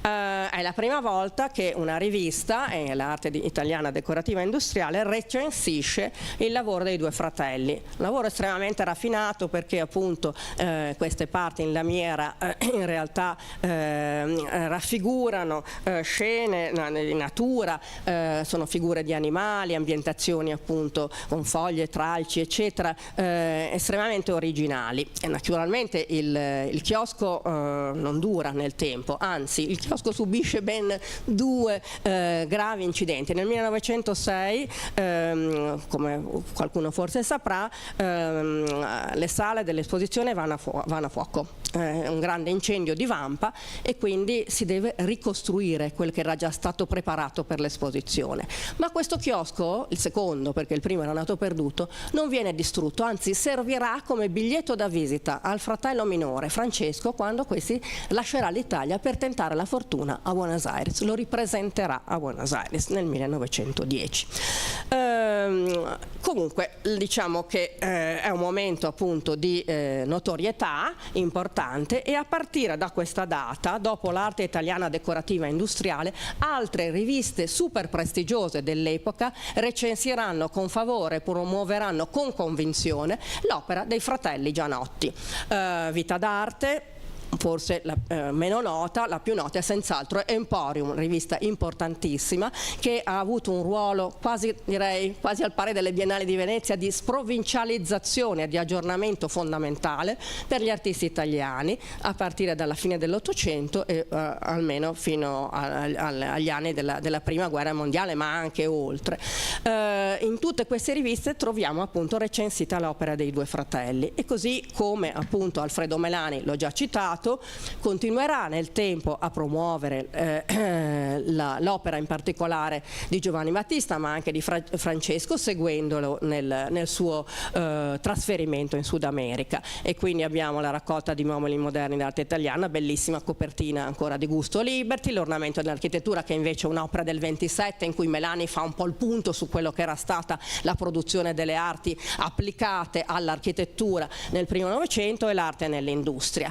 La seconda figura che si occuperà dei due fratelli e a cui dobbiamo il dato fondamentale che ci ha permesso poi di lavorare anche a Genova con una certa consapevolezza nel momento in cui si è messo mano a questo luogo che vi mostrerò fra un po', è quella di Guido Marangoni. Guido Marangoni è una figura che appartiene a una seconda generazione di coloro che dal punto di vista critico hanno promosso lo sviluppo delle arti applicate dell'architettura italiana, in particolare in quella delicata fase del primo dopoguerra, quando c'è bisogno di riprendere le fila, perché la guerra ha distrutto tutto, riportare in auge la necessità di un aggiornamento e di una promozione di queste arti neglette. Le arti decorative sono sempre state considerate di serie B, no? E le arti minori infatti sono state a lungo definite così. Grazie a Guido Marangoni nascerà un istituto fondamentale della storia, anche poi del design italiano, che sono le Biennali di Monza, ovvero le antenate delle Triennali di Milano. Guido Marangoni in sordina fonda anche un'attività didattica fondamentale che riporta in auge queste arti applicate dopo la fine appunto della guerra, e in qualche modo sostiene un aggiornamento che va verso ormai un linguaggio nuovo, che è il linguaggio déco.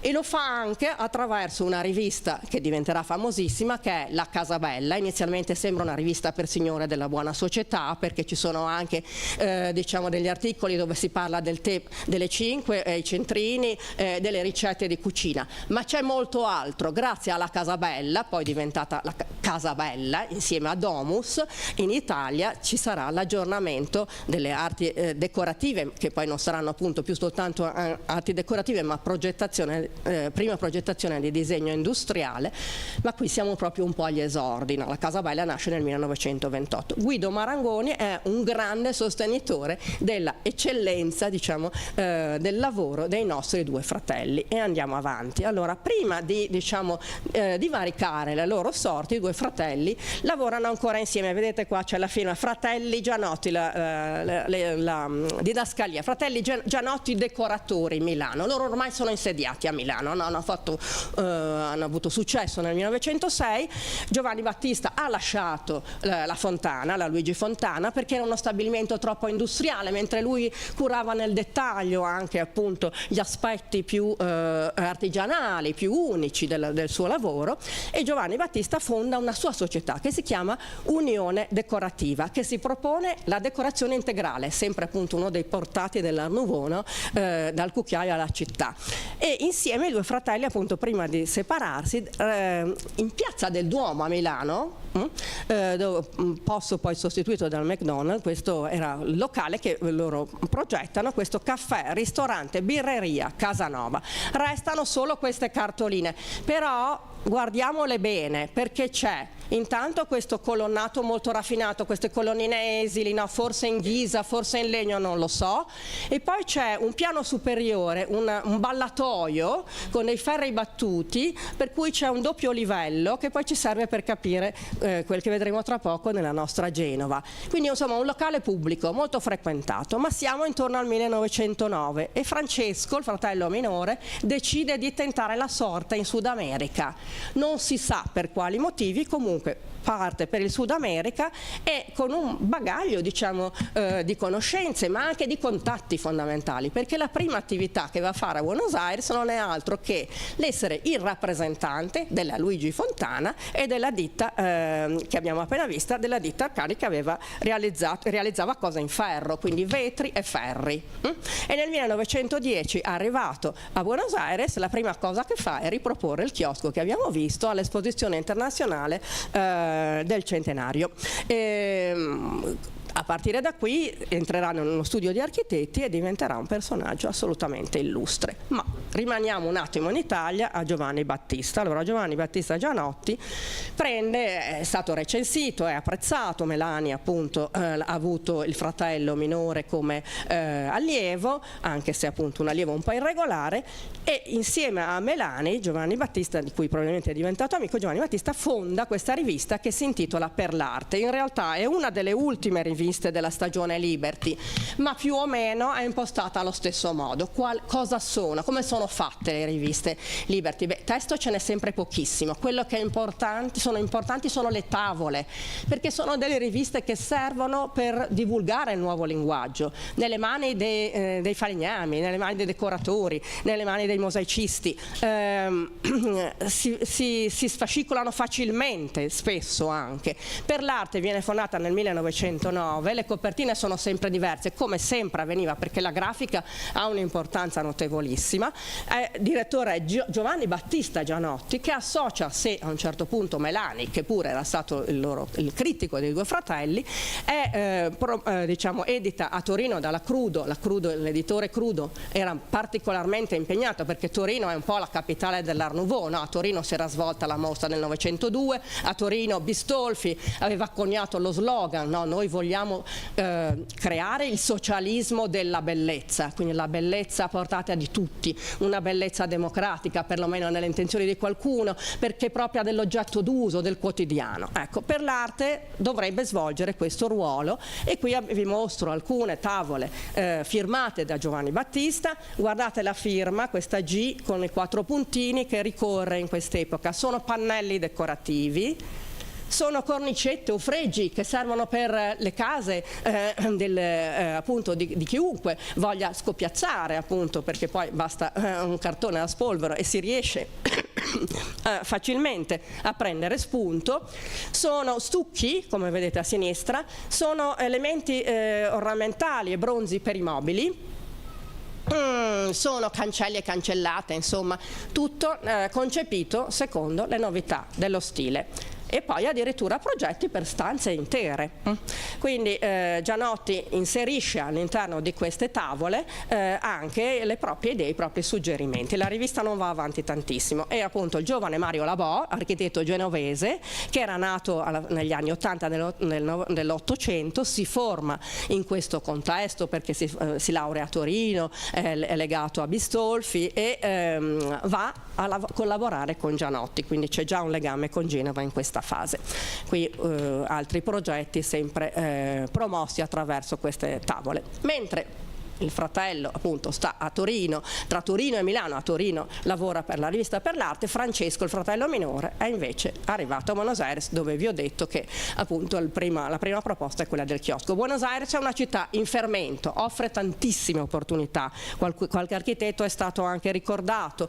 Liliana Pittarello ha studiato molto l'architettura e ha anche studiato il ruolo di Francesco Gianotti in questa Buenos Aires in fermento, che costruisce edifici edifici moderni, e in questa serie di edifici moderni il ruolo di Francesco, che per un po' lavora presso uno studio di architetti locali, diventerà importantissimo.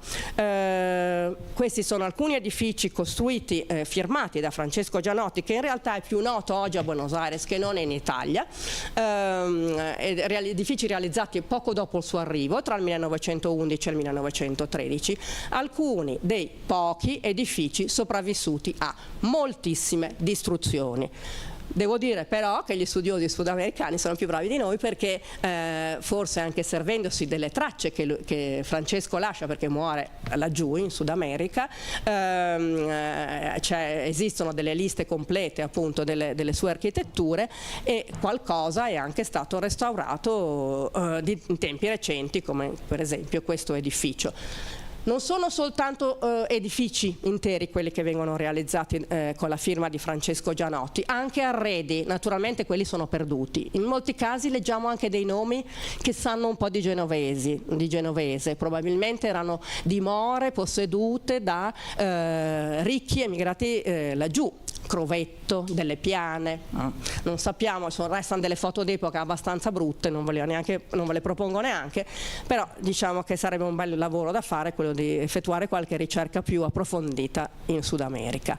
La cosa che però rende tuttora famoso Francesco Gianotti in Sud America, in Argentina, a Buenos Aires, è la realizzazione di due grossi interventi, due grossi edifici clamorosi per l'epoca. Questa Galleria Florida, poi che oggi si chiama Güemes, che viene realizzata nel cuore di Buenos Aires come una specie di shopping mall, cioè un luogo polivalente, un luogo dove si poteva andare a comprare, ma si poteva andare anche al ristorante, si poteva andare anche a teatro. È un'opera grandiosa, vedete, 2 anni ci vogliono per portarla a compimento, un edificio appunto polifunzionale che tra l'altro occupa diciamo uno spazio importante, anche una visibilità forte nel tessuto urbanistico della città, perché viene anche ritenuto il primo grattacielo di Buenos Aires.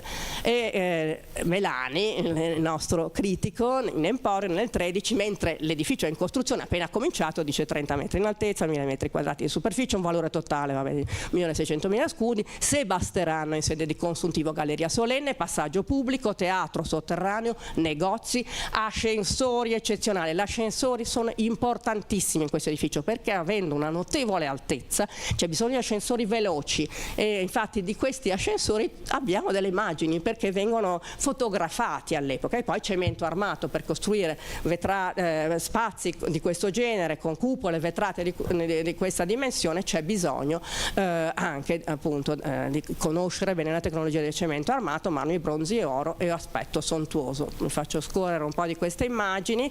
È stato restaurato da poco, è decorato ovunque e con tutte le possibili tecniche, compresa quella dei bronzi.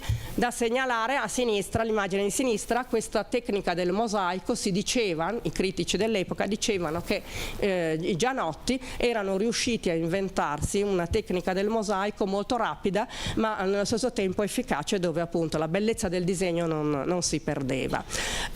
Il secondo, ed ecco l'ascensore e la cabina dell'ascensore. Questa è una delle fotografie che ritornano di più nelle recensioni dell'epoca, perché l'ascensore è sicuramente una novità di primo Novecento, ma qui insomma erano ascensori particolarmente diciamo promosse e diciamo apprezzate per la velocità della corsa. La cabina dell'ascensore è una delle opere del nostro Francesco Gianotti, ma non solo.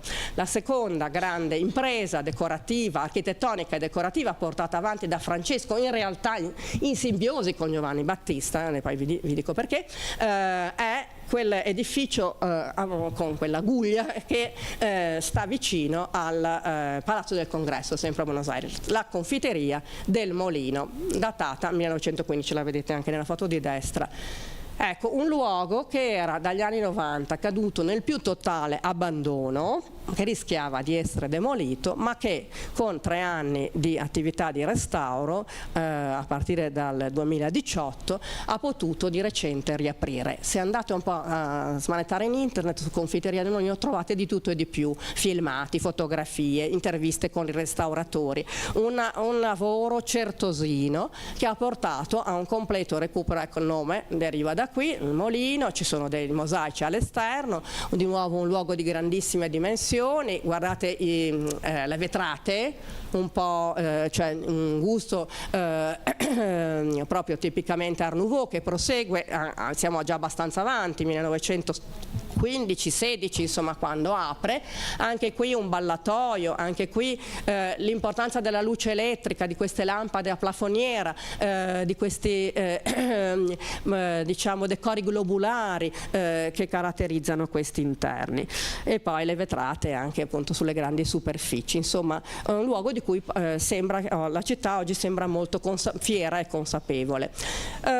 Tutte queste decorazioni che avete visto qua in realtà sono sì progettate da Francesco, ma Giovanni Battista dedica tutta questa parte della sua esistenza a collaborare col fratello, perché partono da qui interi apparati decorativi lavorati in Italia. Francesco diceva che non si fidava della manodopera di Buenos Aires, Argentina, e quindi diciamo si crea un ponte tra Italia e Sud America, tra Milano e Buenos Aires, e innumerevoli quantitativi di opere d'arte già pronte, predisposte per essere poi montate sul posto, partono appunto dall'Italia grazie alla collaborazione tra i due fratelli.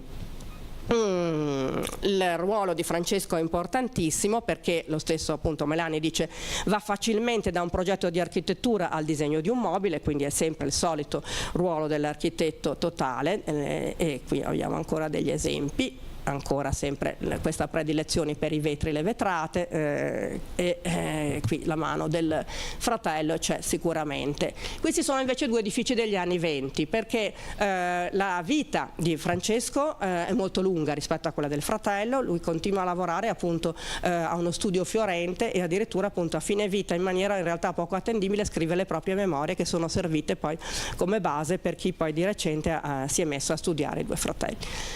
Allora, in realtà però abbiamo già parlato di Guido Marangoni. Gli anni 20 sono gli anni delle Biennali di Monza, sono gli anni della ripresa appunto del primo dopoguerra. Le Biennali di Monza si avvalgono di una grafica di questo genere, ci stiamo avvicinando al 1925, che è l'anno trionfale dell'Art Déco a Parigi, e l'anno in cui a Monza viene organizzata la seconda Biennale d'Arti Decorative, sempre appunto promossa da Guido Marangoni.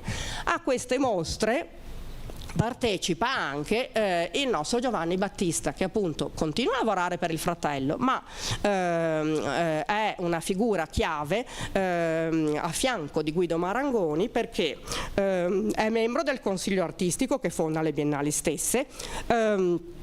È lui a decorare, non ho trovato foto d'epoca, comunque il ristorante all'interno della Villa Reale di Monza. Le Biennali si tenevano a Monza, no?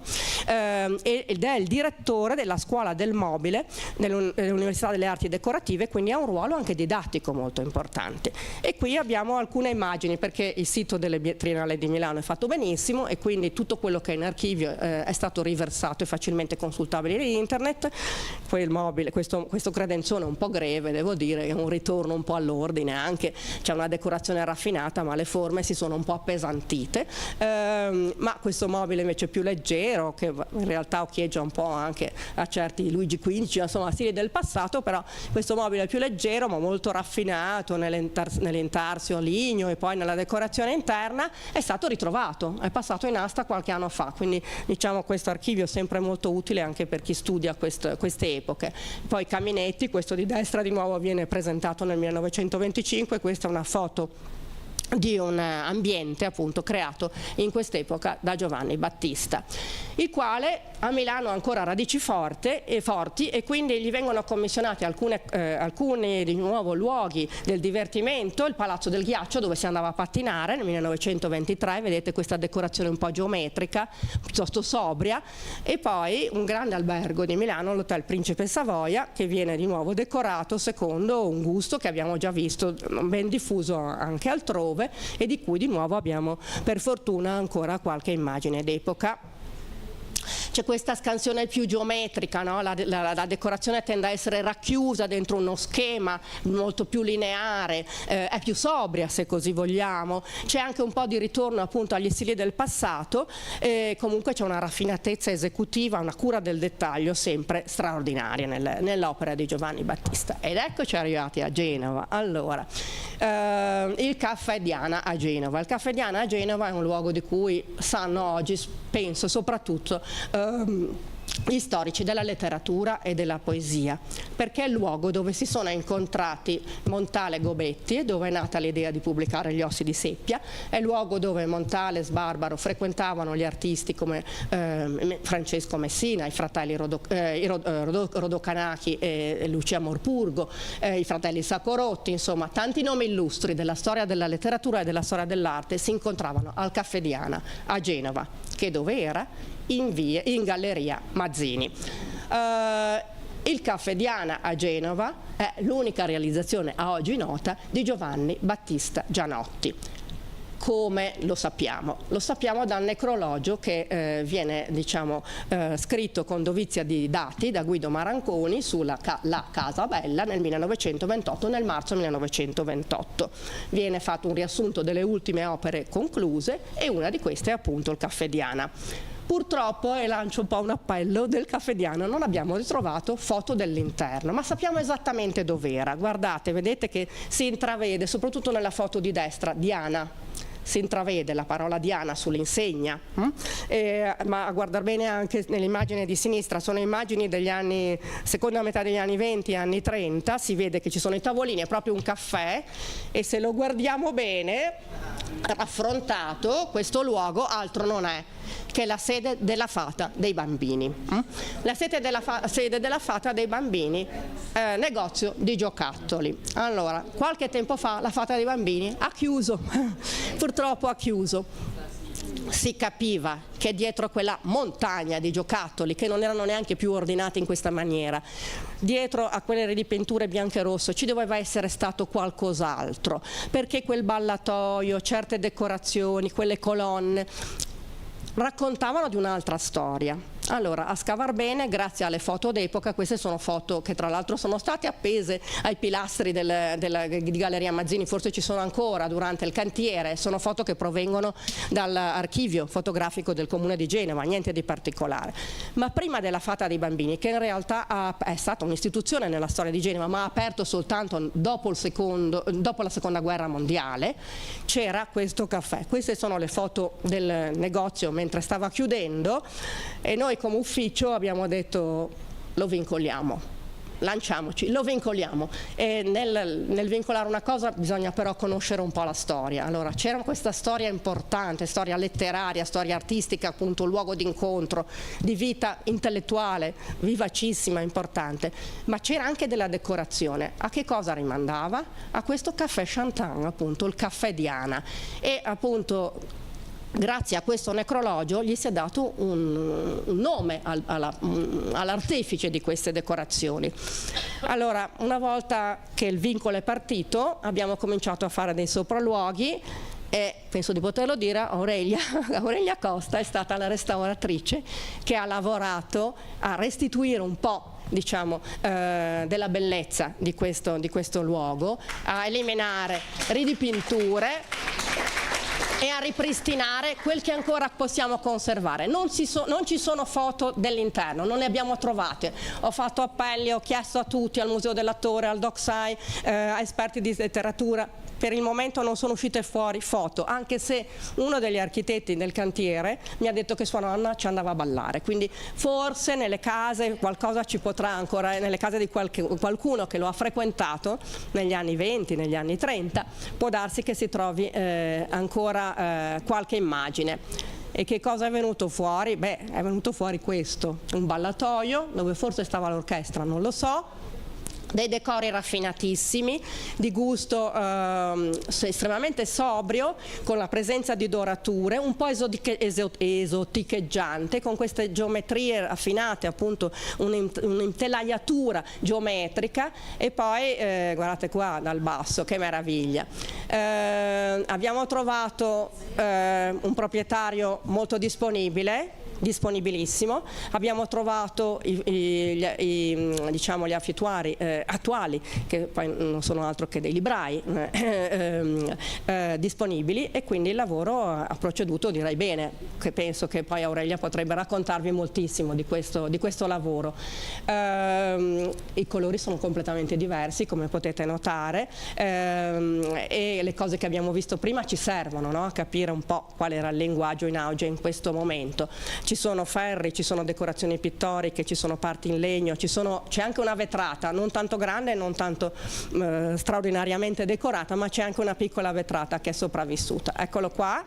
E poi vi volevo far vedere, eccola qua, è emersa la firma, grazie ad Aurelia, è emersa anche la firma, la prova provata di quello che la Casabella aveva raccontato. GB Gianotti Milano, decorazioni d'arte, siamo sicuri l'ha fatto lui, ma purtroppo la storia di Giovanni Battista Gianotti non è una bella storia, perché ha problemi di salute e muore pochissimo tempo dopo aver realizzato questo luogo. Non abbiamo la data esatta, ma probabilmente siamo intorno alla metà degli anni 20, forse 26. Muore durante la traversata atlantica su questa nave, un'altra nave America, un altro piroscafo, no? Di un'altra epoca. Era stato varato nel 1908 dalla Veloce, che è una delle compagnie di navigazione, poi è passato alla navigazione generale italiana, e appunto muore perché probabilmente stava già male, era pesante, doveva essere molto pesante la sua vita qua su e giù tra l'Italia e l'Argentina, e muore durante questa traversata nel 1928 appunto, però appunto nel necrologio del marzo del 1928 Marangoni dice: il solo artista, esagerando un po' probabilmente, veramente completo che la decorazione italiana potesse vantare. Bene, basta. Grazie. Grazie davvero a tutte le nostre relatrici per questo interessantissimo viaggio nella nostra Liguria tra emigrazione ed arte, devo dire molto interessante, molto stimolante, e come ha detto all'inizio Stella Rolandi, anche da far pensare anche a quello che succede al giorno d'oggi, soprattutto appunto per quanto riguarda le emigrazioni. Porto i saluti di Leo Lecci, che ha dovuto urgentemente all'ultimo sostituire un collega per un concorso, e quindi si scusa con tutti. Sarebbe venuto molto volentieri perché ha studiato anche lui l'argomento. E termino questo convegno con questa slide. Penso che Maria Clotilde sarebbe stata molto contenta, perché Maria Clotilde era molto fautrice del fatto di diffondere la conoscenza della nostra associazione, era sempre alla ricerca di nuove socie e spesso ce ne proponeva, perché credendo molto nella nostra associazione aveva proprio piacere che più persone ne facessero parte, di qualunque età, ovviamente, soprattutto anche le persone più giovani. Per cui avrete ricevuto dalla nostra socia il nostro segnalibro, dove c'è un QR code in cui chi è interessato può andare a vedere che cos'è la nostra associazione, quello che facciamo e eventualmente scriverci. Io ho piacere di dare al presidente dell'Accademia, che non c'è più, eccolo che sta scappando. Volevo darle una nostra rivista, tanto per farle conoscere quello che noi facciamo, che ne abbiamo una su varie tipologie di argomento, ne facciamo una ogni tot.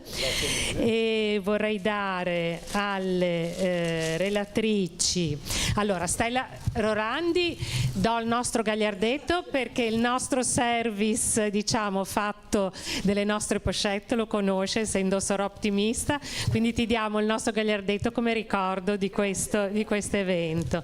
E invece alle altre relatrici do una pochette che è stata fatta da Soroptimist in collaborazione con il carcere femminile di Bollate, e quindi è un piccolo esempio e ricordo di queste collaborazioni che Soroptimist ha anche a livello proprio locale, che noi abbiamo con il carcere di Pontedecimo.